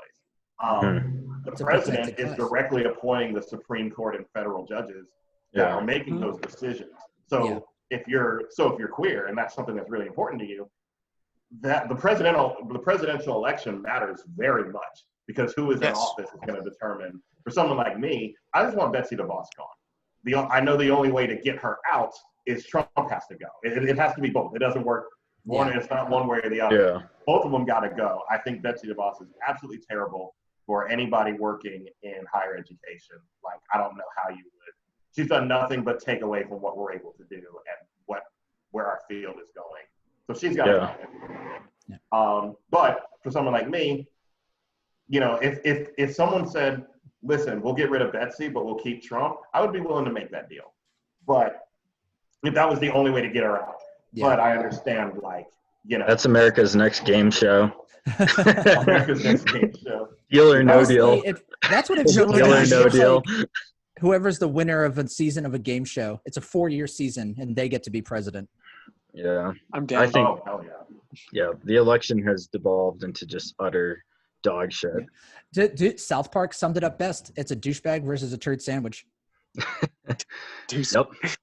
I think the majority of people in America, as long as the person who they want to be president is in office, there's this mindset of, because the person I want as president is in office, everything's going to be okay. And then you stop paying attention. I'm guilty of it. When Obama was in office, I wasn't paying attention to anything else that was really going on. I was very apolitical. I felt very much like, okay, whatever, I'm not like paying attention to this stuff. And then when the person that you don't want is in office, that's when like you're constantly like, aha, he's doing this and he said this and I got to get him. And we're like, we got to get this guy out of here. So, now that once Trump got elected, I started paying attention a lot more.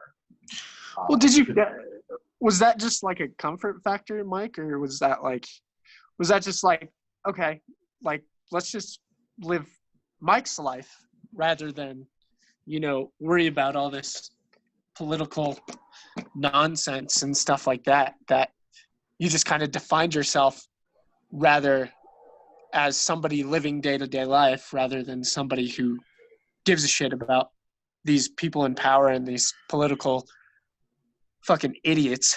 Sorry.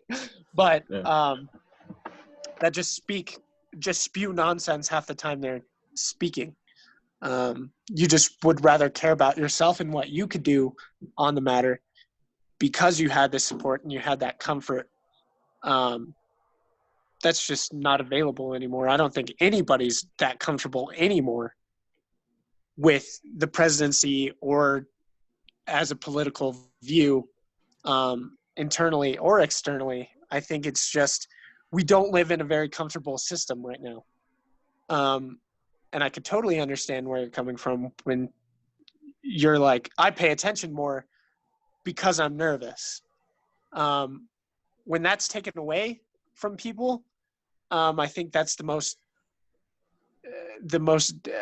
it's attacking human rights, is that you can no longer just wake up every day and not feel nervous because you have to be updated on everything that's going on, and you're constantly confused and you're constantly in terror and you're constantly like, well, shit, like I woke up to this bullshit that happened today. Like Will started this podcast with, there's been 4 or 5 different things politically that has happened just this week.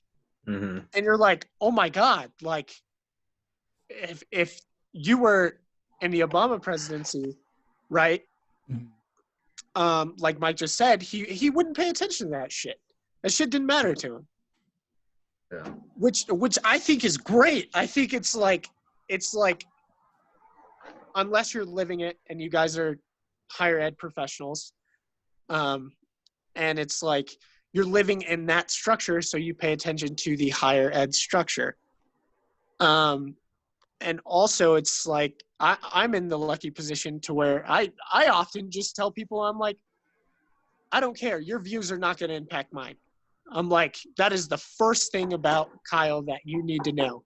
Your views, I do not care enough about them personally, because then I would be attacking who you are individually as a person if I gave that much give a shit to, oh yeah, this person cares about this, but I don't care about that.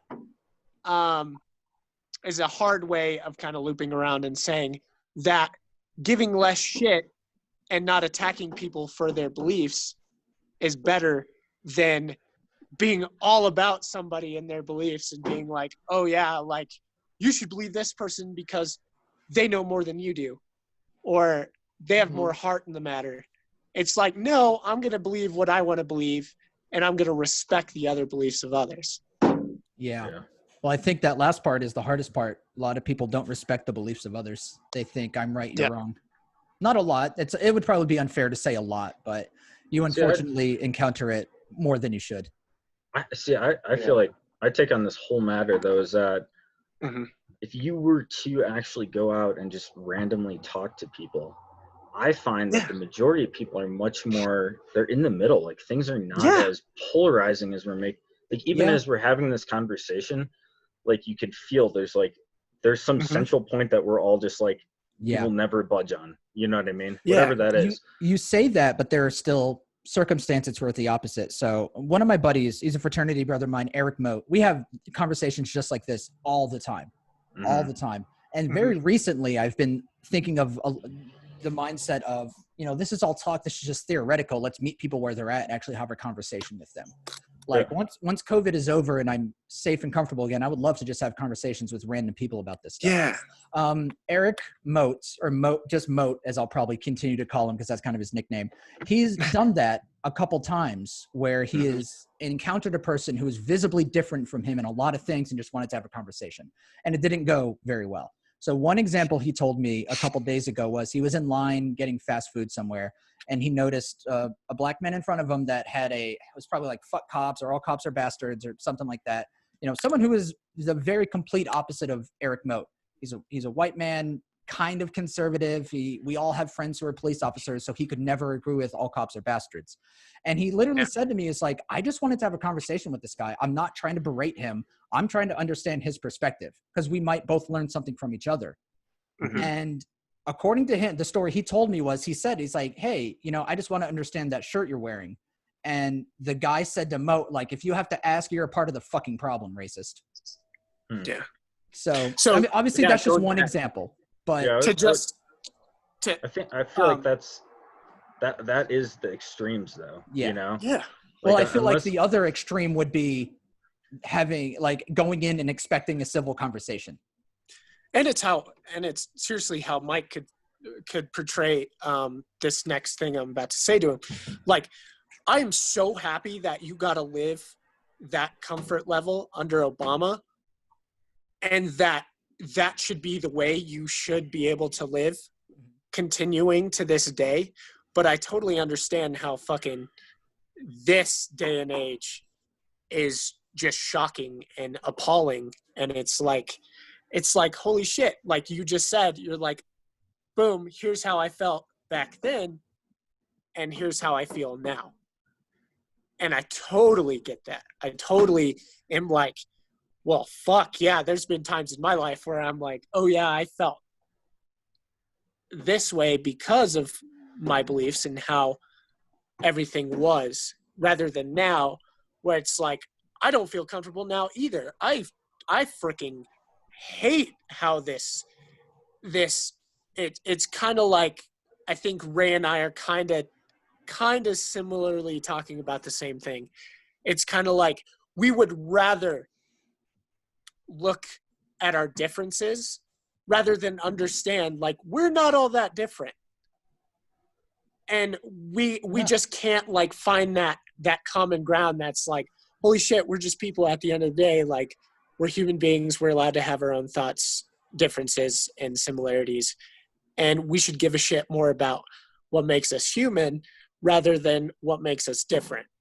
I think that will be my belief until the day I die, is that when you create problems, you're only trying to separate us. You're not trying to bring us together.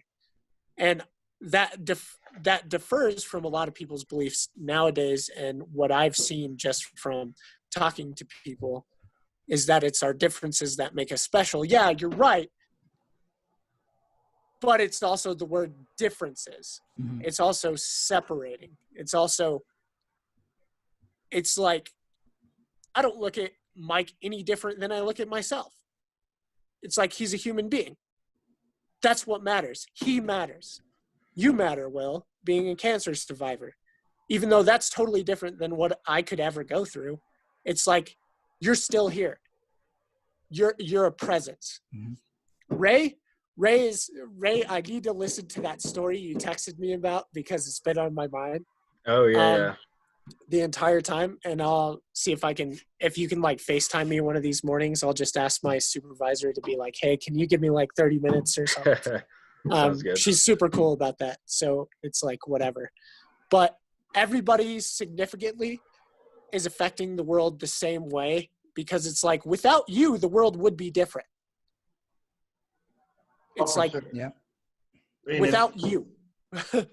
Well, just one thing I wanted to say to Will's story is like, I think one thing we need to be cognizant of is like the spaces that we're in when we try to have conversations with people. Yeah. Like somebody, like I would be willing to have a conversation with somebody, you know, in maybe a different setting. I don't know if I want to have like a really deep conversation about the police at like McDonald's while I'm in line. Yeah. So I think that was, Probably not. I think your friend was very well intentioned, but was just like, maybe not the best environment to do this in. Yeah, okay. You also need to consider, like, I don't think there's ever been a time where people were able to, because the impression I get from a lot of folks is like, this is like some kind of new phenomenon of like people don't aren't able to like have differences and be friends. And I feel like it's always been that way.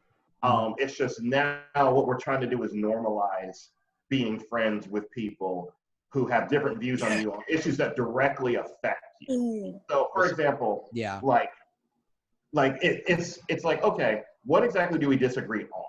That's like kind of, we need to get deeper when we talk about this kind of stuff, because like, no, I mean, like two straight guys, and like one of them is like, I think gay people should be able to get married, and the other guy's like, no, fuck gay people, they all need to burn in hell. But they're both straight. Neither of them, it doesn't matter. Like, neither of them are really affected by this. Yeah, those kind of guys will get together and be friends and be like, oh yeah, like we disagree on this issue that doesn't affect either of us. Why can't everyone else do it? Yeah. Whereas like, you know, you don't, if you're gay and your friend is like, oh yeah, I mean, I just think gay people should burn in hell, but like, why can't you still be my friend? It's like, well, what the fuck, dude? That's kind of messed up. Fair enough. That's fair. That's fair. Man, You Mike, don't thank seem you for like- being more intelligent and graduating college and shit, because that's something that I was like trying to say, but I couldn't like find the words to say it. So I want to thank you for saying that. Yeah, they basically when normally when I hear people say like, oh, I love everybody equally and like nothing bothers me and I'll be anybody's friend. Normally what they're saying is like, I have a whole bunch of friends who who have differing opinions than me on issues that don't affect me very much. And you know, and I'm not that hard set in my beliefs that I would basically stick up for other people in their absence. I'm just not that kind of person. Like that's normally what that person is saying. It's normally not like it's normally not like a Jewish guy that has a bunch of friends that are open fucking Hitler supporters. Like, you know, you'll never see that. Nobody does. Yeah. That's a good point. No, that's a very good point. I do think you need to try to meet people where you are. I think you're right. Time and context matters and location matters, where you're feeling comfortable to have the space to have those conversations. And I think what my friend Moat was doing, and just like you said, very well intentioned, he just wanted to understand their side of the story. Like he legitimately was just like, we are clearly very different people, and we're more than likely probably not going to agree or change each other's minds. But let's just talk about it. Let's just try to figure it out. Or like, help me understand where you're coming from. Maybe you'll get an ally out of it. And I think he was just very put off by that person not reciprocating. Like, I am coming to you, arms open, wanting to understand your side of the story. I'm watching the news. I'm watching the media. I want to make sense of it. I'm not able to do that on my own. What do we do from here? Where do we go from here? And from his perspective, he was just immediately shut down by saying, if you even have to ask, then you're a racist. And it was just immediately shut down from it, which to me is the opposite effect. Like, if you want an ally, why not at least have the conversation? But I also understand it's not that person's job. Like, it's not that person's job to be the spokesperson for a movement. So I understand time and context matters, but it does still kind of feel like you couldn't even just say, like, not the right place to do this. But that shouldn't shoot your confidence level down when you get that one person who just happens to be like having a bad time or just like, oh shit, maybe you just come back to it another day when, and I think that the lack of understanding empathy in the world today is a huge problem as well. I think just feeling energies of human beings and what they want to talk about and what they don't want to talk about is definitely just trying to, and just the form of compassion is a hard thing to determine nowadays because people are so uncomfortable with who they are and what they're going through that they just don't want to, they push off an energy that's totally like, oh, I'm lonely. I'm the only one going through this shit. And you're like, fuck no, you aren't. There's 7 billion people on the planet. You're an idiot if you don't think that there's another person who can help you and has gone through a similar situation. And people just want to be like, no, you don't want to understand. You don't want to be there for me. You only feel sorry for me. You can't relate. And I'm like, I'm sorry, but there are people who can relate to your situation and have also been through much worse. So go out there and find people and respect what they have to say. And you can empathize with people given the time. Like, there are other cancer survivors out there, Will.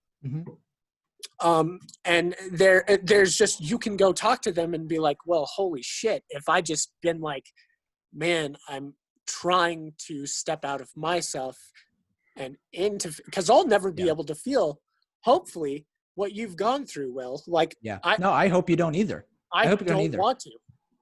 But there are other people who have, and that's the strength of the matter rather than a weakness. It's like, there are other people who has gone through this and that have stories and that you should listen to, because it's like, oh no, you're not just trying to feel sorry for yourself. I would hope to God people aren't really like that just want people to feel sorry for them. I just hope that you understand and you know there are other people out there for you who support you. There definitely is. No. Yeah. For sure. Yeah. For sure. Kyle, you always speak volumes. I love the love in this group. I really do. Yeah. I appreciate, no, Kyle, I really do appreciate you. Like, your emotional empathy for others is like that of like a 70-year-old, not a 25-year-old. So I just really appreciate how mature you are in that capacity. I really, really do. Yeah, I've always been told I have a very high emotional intelligence and that I'm dumb as fuck and everything else. Emotional intelligence through the roof. IQ. Oh, well. Oh, God. I mean, you're funny. No, I'm just kidding. Funny looking. I mean, I've buck teeth and stub thumbs. And I mean, who am I to talk about two different colored eyes. But I have muscles. He didn't have an emotion section to the SAT. So, like, guys like Kyle would get into math, reading, writing, emotions. And they just look at how many teardrops are on the page. What is your emotional intelligence? I got 5 smiley faces on my SAT. What's up? That has to count for something, right? Yeah, that's going to be the new grading system, is emojis. If you fail the test, it's just the shit emoji with a smiley face. I hope so. I use is so this a good many thing emojis. or a bad thing? So many. Dude, just because I want to that's a whole other rabbit hole. Emojis have totally reshaped our language, but we don't need. I don't know if we have 2 hours to dive into all that. Yeah, all that. I mean, we've been talking for so long. I've just been like, I think it has been close to 2 hours. This episode has been close to 2 hours. It feels like. I've been engaged this whole time. It's never felt like somebody was missing out on something there. Yeah. Like, it's been a great one today. Yeah. I've really enjoyed this episode. And I got to be able to poop in the middle of it too. It was Right? It's a little thing. Did I ever? I was once at a concert where the lead singer like left mid song to go take a shit. Really? Yeah. What the fuck? It happens, dude. It was dude, it was the band Bowling for Soup. You probably don't know the name of the band, but the song 1985. Yes. Yeah. And that Wow. I went to see that band. This was the summer of 2018. They were in Asheville, North Carolina. Nobody wanted to go with me. I tried, so nobody wanted to go to the show with me because it's so much more fun sharing a concert experience with friends. But finally, it was the day of the show, and I said, fuck it. I'm going to the show. I'm not missing this band. Mhm. They were fucking hilarious. Their sets, their songs, because I mean, they're like that song came out like 20 years ago. So they're just coasting on some old hits. And so just like, we're just going to do whatever the fuck we want. But one of the songs, the lead singer just kind of left and they're just like, just jamming along, doing their little inspirational That's thing. really cool. And then the guy came back, is like, sorry, I really had to shit. Like I couldn't do it anymore. Another thing about this concert that I'd never experienced with, every band will do an encore. They do their quote unquote last song. Thank you. Good night. They leave for 2 minutes and then, oh no, we still have our other big hit to play. Yeah. They did that, but instead of leaving the stage and going backstage, they just turned all the lights off and just sat on stage on like fold out chairs. And you That's know, Like started just in silence, started drinking a beer for like 2 I've got minutes. a bomb to drop real quick. And then the Got it. lead singer went to the microphone, walked to the microphone and said, you know, we're going to play 1985. You know it. We know it, but we're old and tired. We're just going to sit down for a bit. That's awesome. No, Like, I'm going to that's drop how a they did their bomb. encore. That was I'd never seen anything like it. It was But it's so like- funny. People don't. Oh man. This is Love this it. is like something I've been like alluding to in my entire life and existence. Mhm. Is that people care more for what is not human than is actually human. Like some of our favorite shit is like the Avengers and like Star Wars and like a bunch of stuff like that. Like I'm a big superhero buff. Like I'll talk that every day. But I'm more of a fan of sports because it's real. It's what people can actually do. And I think that's where we differ in that. Yeah. Is what I was trying to say earlier, is because it's like it's what humans are actually capable of. It's like, dude, I'm not gonna wake up one day, I'm sorry, and fly. Or like turn invisible just because it's like I wake up one day and it's like, but it's like the hope. Mm-hmm. I could totally understand that we Yeah. could do that, and I could throw a car the length of a football field. Like I freaking wish I could do that. Mhm. Like I would get so many babes. Like it would be like Oh my it would be God. so easy. Oh, sorry. I was going to say, like, you're exactly right. I feel like people gravitate to that because it's impossible for everybody. Yeah. It is like, you're like, just like that. Nobody on this planet is going to wake up with the ability to fly without the assistance of an airplane. Like, not a single person on this planet can do that. So that's where it becomes fantasy and fun and wish. Yeah. But when it's athletes and you see it on TV and you know it's actually a possibility, then you're you like, feel, "Holy then you shit." feel bad and you start comparing yourself. Be like, this person can do it. Why can't I do it? And but- it becomes but that it's- cycle. Yeah. But it's like when you're watching a superhero movie, you're like, man, I only wish I could do that. I don't know, But then man. you Some see- athletes look like but then you see an superheroes. Like some athlete- athletes And nowadays, yeah. Some athletes it. are just biologically superior and they just look like they were bred. Well, also, differently than but we're others. all humans and we all have the capacity to Eh, get to an somewhere extent. close. To an extent, get there are some somewhere people with good close, at genetics, least. and they're just able to put on muscle mass better than others. Like that's Yeah, the but- unfortunate truth. Like Also, you can still that work your sucks. ass off That to try sucks. to get close to it, but there is still the play of, unfortunately or fortunately, I was born with genes to make me a super athlete. You have, but you have a limit Mhm. on your own human capability. Yeah. But why don't go find that? Just because Mhm. somebody else has a higher one, Yeah. they've only reached the eclipse of who they are as a Yeah. human being. Why don't you set your standards to that rather than comparing? Why don't you be like, I'm going to go find out what my limits are. Yeah. And just because this guy can throw a football 80 yards doesn't mean that my accomplishment of throwing a football 40 yards is not as good. I think It's goes back to the. Oh, sorry, you weren't finished. No, I was finished, Mike. You actually interjected at the right time. Pretty good. I was just gonna say, I feel like this kind of goes back to like the self-authorship thing we were talking about before, where it's like Mhm. it's very important to understand like who you are and what you do well and what you were put on this earth to do. because whatever that is, you do it better than anybody else, or at least most people.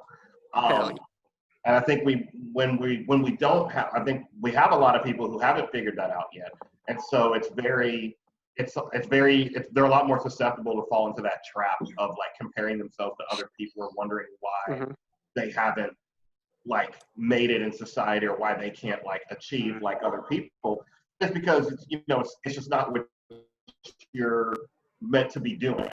Unfortunately, it took me like 5 or 6 years working in sales to figure that out after college, because I was never like, I was okay. I made enough to like make a living, which is why it was kind of like, which is why I stayed in it for so long. So I was good enough at it to make a living. But when it really came down to it, I don't think I was built for it. This wasn't like my thing. And when you're not doing, and when you're kind of involved with that, that's just, you'll never make it, or you'll never be happy. One of the two, probably both. And if you're spiritual or religious, like I'm not sure when this group is or is not. I believe that sometimes if you're stubborn like me, like you'll be trying and trying and trying to like make something work, because you just believe like, our society's kind of trained us that the only reason why certain people don't succeed is just because they don't work hard enough, because they're not putting in that effort. So you're just trying to make something work.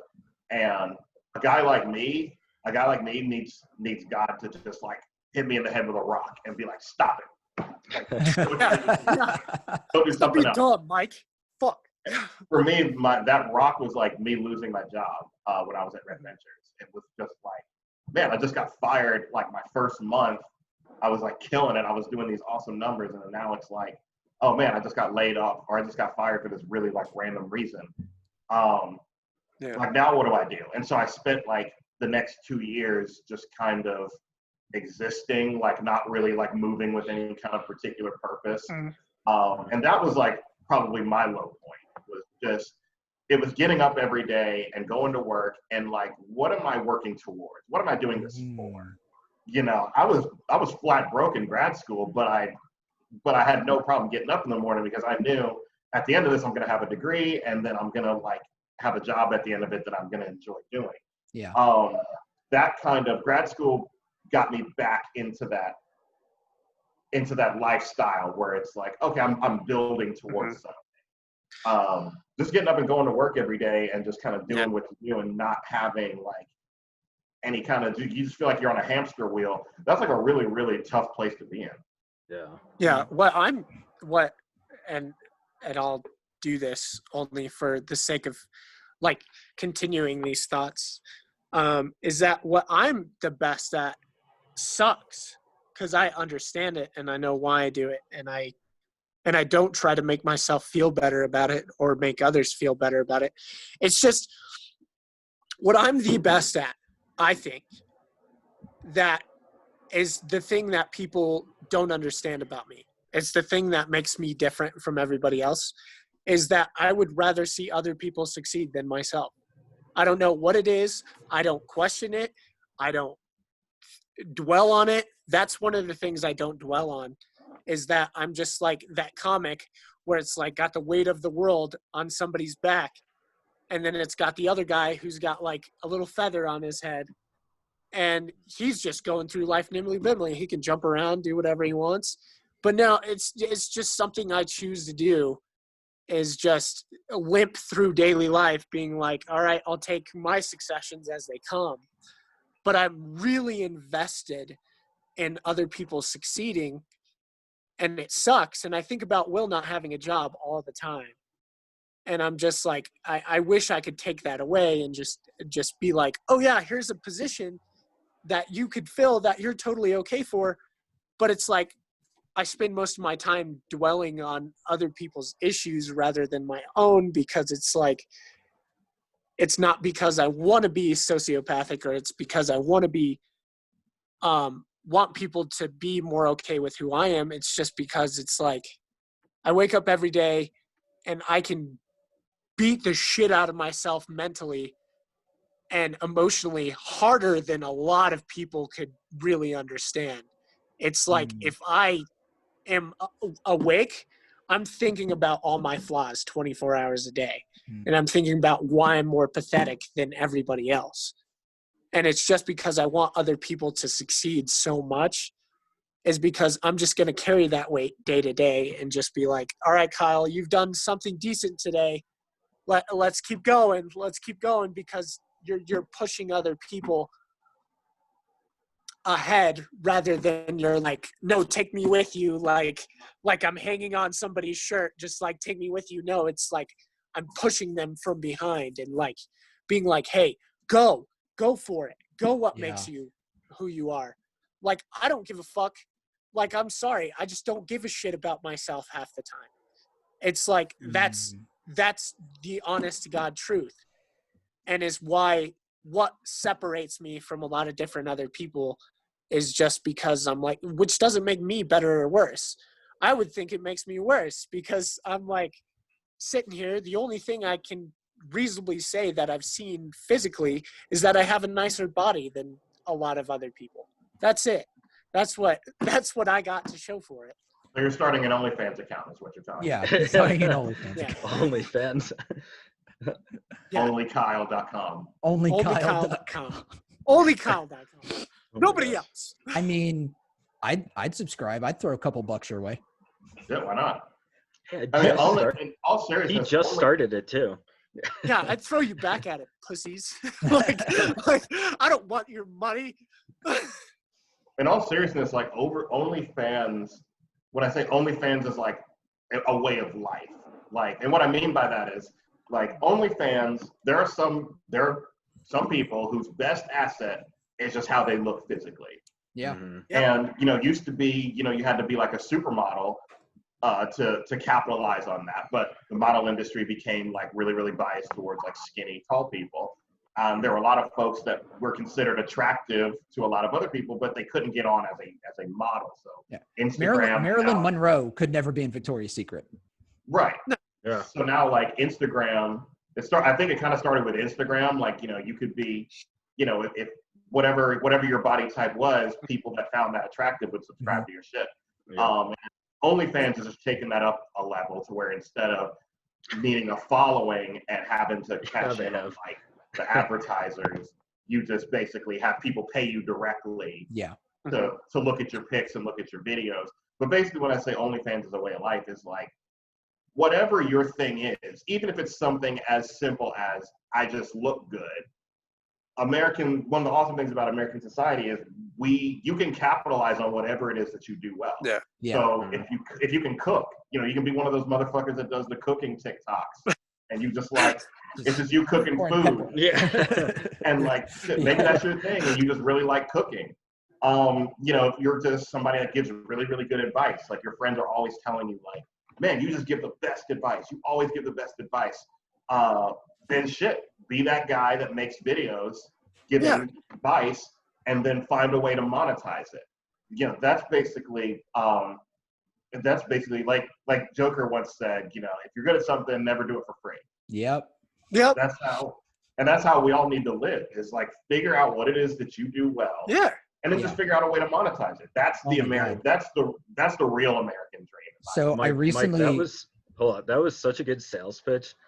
I feel was a great sales guilty pitch. for now deleting all my social media, and that's funny because I thought I was doing a good thing by deleting all my social media. Now you're telling me I haven't been a good It needs to be entrepreneur. the opposite. You have to be an entrepreneur. Entrepreneur of Ray McClintock. Yeah. Dang it. I recently watched I watched a YouTube video that was a philosophy called, I think it's called Ikigai. It's a Japanese philosophy for finding purpose and meaning, and particularly with a job. And it needs to hit 4 certain criteria. Yeah, I know like, what you're talking about. Yeah, I'm probably going to miss one, but it's like, it needs to be a function that the world needs. You need to be good at it. You need to like doing it, and you need to get paid to do it. Yep. Like if you hit all 4 of those things, you have found Ikigai, you have found purpose. That's what you were meant to do. Yep. But if it's any other thing, then it's either just a job or just a passion. Because if it's a passion and you're not getting paid for it, it's not Ikigai. So I saw that and I was like, oh shit. And it was just a 10-minute video. That was one of the more revelations that I've had in like recent weeks. Like I think I actually know Sorry, Ray again. Oh, I that's all know good. that teaching yoga would be my ikigai. There you Just go, like I man. could get paid for it. Mm-hmm. I would love it. It would literally like do the It hit all world four a of better those. favor. Yeah. Yeah. And then it would just match the fourth one too. It'd just be like, fuck it. Like, Yeah. Exactly. So Dude, I would totally go to your yoga classes, man. you know what's crazy is I haven't had that feeling of ikigai, which is ikigai. I don't know. I'm probably not saying it right, but I haven't had probably that feeling or Honestly. revelation since I was in a band. Like when I was in high school and I was playing music, it was something that I knew I was good at. Like people would tell me all the time, dude, you're really fucking good at drums. I was like, oh, thanks. Mhm. But it was never like never enough. I would hear those compliments and I'd be like, hey, you're really good. And in my brain, I would hear, well, I'm not Neil Peart yet, so I need to keep practicing. Oh yeah. So damn, I every time. And so it was something I knew I was good at. I absolutely loved doing. Music is a universal language. So I felt like it hit all of those things about me, and like my drive and passion was to be a drummer. And even in Yeah. higher ed, I haven't had like as much of a feeling as that sense of purpose than when I was playing drums, which is really weird to think about. But so maybe I'll get back to it one day. But the power of music has always Maybe. been such a driving factor sick. in my life. Yeah. No, that's I might do mean, it. I've seen people who can stream, like if you have like an electric drum set, you can plug it into your computer. People on Twitch will stream themselves just playing drums. And so I'm like, shit, when I move back to Charlotte, I might get an electric drum set and just practice, and maybe people will like what I'm doing. Yeah, no, I think that's I think all of what you guys, the ikigai, and then Kyle kind of like finding that like deep purpose in like your profession. You know, it's absolutely necessary. And what's hard is that we're so drawn to this culture of money, glamour, glitz, and it's like the golden handcuffs are a real thing, you know? Yeah. Where it's like people, they hate their jobs, and you know, they're not hitting ikigai, but they're just doing it because they get 100,000 and now they can have a cabin, you know? Yeah, I feel like the old way of thinking was you're not supposed to like your job, just shut up and go to work. You're working to get the money to do the things that you want to do. Yeah. Like the revelation of liking what you do and making a profit probably wasn't until like what, late 80s, early 90s. Like, that was something my dad long always time. told me growing up. For a long time. He enjoys going to work. Yep. You need to have the nuclear family, the 2.5 kids, 2-story house, white picket fence with your factory job that you'll work for 35 years to get the pension and then retire. My dad's a machinist and he loves his fucking job. Yeah. He's like, hey, if you love what you're doing, fuck yeah, go for it. No, but Kyle, I'm there with you, man. It's like, you know, I love higher ed. I love teaching. You know, I might be jumping into like the tech industry, and I think I need some hard skills in that respect. But like my ultimate, like, my end goal is to like open up my own like gym one day, maybe, you know? Yeah. And like, same thing. It's like, it doesn't matter. Like you're giving a lot to society in very invisible ways when you do things like that. Yes. Like it doesn't come out, you don't get that instant transaction where it's like, boom, you know, I provide this service or product and I get my money instantly. It's like, no, sometimes like the fruits of your like teaching, your labor, they don't manifest themselves for like another 20, 25 years, you know? So This is why I hate when people shit on. This is why I hate when people shit on college. Like, I mean, I get it. College is the cost of college has gone up way, way higher than it should be, given the quality of education that we're getting. Yeah. I think just in the last 20 years, it's gone up exponentially. It's something like 5,000%. And we are not getting 5,000% better education for in year 2000. Like that's just not true. But I do think, but the alternative I always hear is like, oh, you know, you can go to community college or go to trade school and be like a plumber or something, or be like, yeah, those guys make awesome money. But does anyone like really want to be a plumber? Are we just doing it because you can make shit? Some people do. Plumber, or that it's not honest work. I'm just saying, one, if we push everybody, if we just keep telling everybody, fuck college, go be a plumber, then we're just gonna have a huge fucking saturated market full of plumbers, and it's not gonna be a lucrative career. That's true. However, it can also be detrimental to tell somebody you can be whatever you want to be growing up, because there was, and Ray, what was that book that we did a presentation on for RH? Why Your 20s Matter, or something like that. It was like Why Your 20s Matter. The Yeah, defining yeah. decade. The defining The defining decade. decade. Yeah. Yeah. The defining decade about how the 20s are the most important part of your Yeah. time. And it was talking just like that by saying, you know, you can do literally anything creates a mental block and mental complication because, well, what if I choose wrong?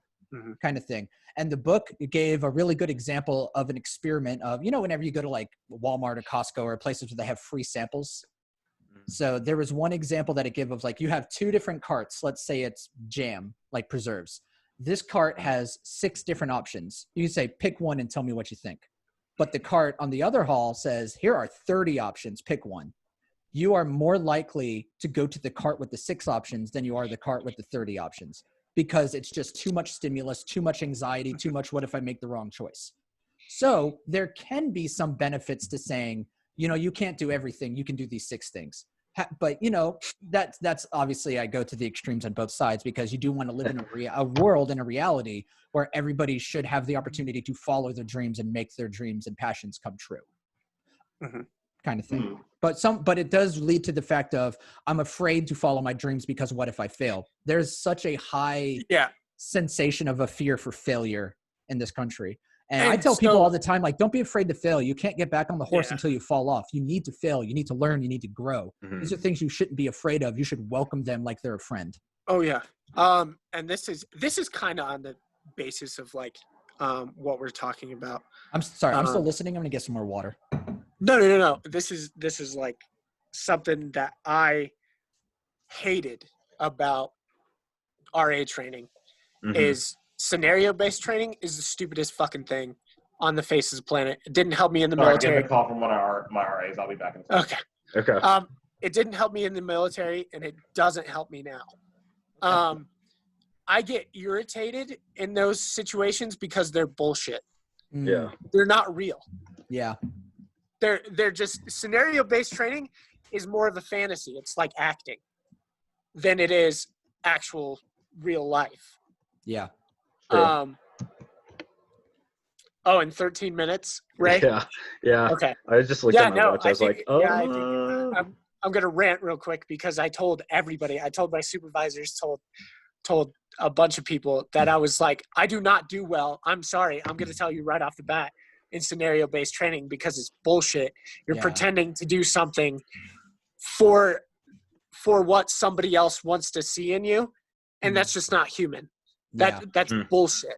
And I'm sorry for cursing. Like, you're going to have to be like, this is definitely a hard thing, but this is something I'm so passionate about that if I were lucky enough to be an RA again next year, I would definitely be like, if you're going to put me in a scenario, I'm going to ad-lib it. I'm going to do it myself. You're not going to know what I'm going to do. And I'm like, this will be real. This will not be scripted. This will not be. And I want to change that because scenario-based training, dude, you're never going to hit that scenario ever again. It's just not going to happen.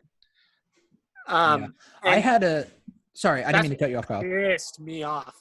Like, I am still frustrated about that because they put somebody who had depression issues and anxiety issues in a depression and anxiety skit. And that fucking – oh, man, I walked out. I literally walked out. I was like, nope, I'm not going to be around this shit. I'm be like, you're putting bullshit on a real issue. You're just putting a bandage over a freaking shark wound. Like a great white just bit somebody in half and you want to put a Band-Aid on it. Like, fuck you. Like, I actually told these people, I was like, I'm not going to do this because that's not me. Dang. Yeah. No. Well, on a side note, Shark Week starts today. Yeah. Seriously. Tyson versus Jaws. Yeah. I'd never remember when Shark Week is, but I always remember it's like one of the best times of the year. It starts today at 8:00. I think the first new documentary comes out at like 8:00 tonight. Oh, hell yeah. Yeah. Same. It is it's definitely one of those weeks out of the year where I give myself total grace for being a lazy piece of shit. Yeah. Because I'm doing nothing but watching shark documentaries. And fun story about young William Crandall. I wanted to be a shark biologist when I was growing up. Yeah.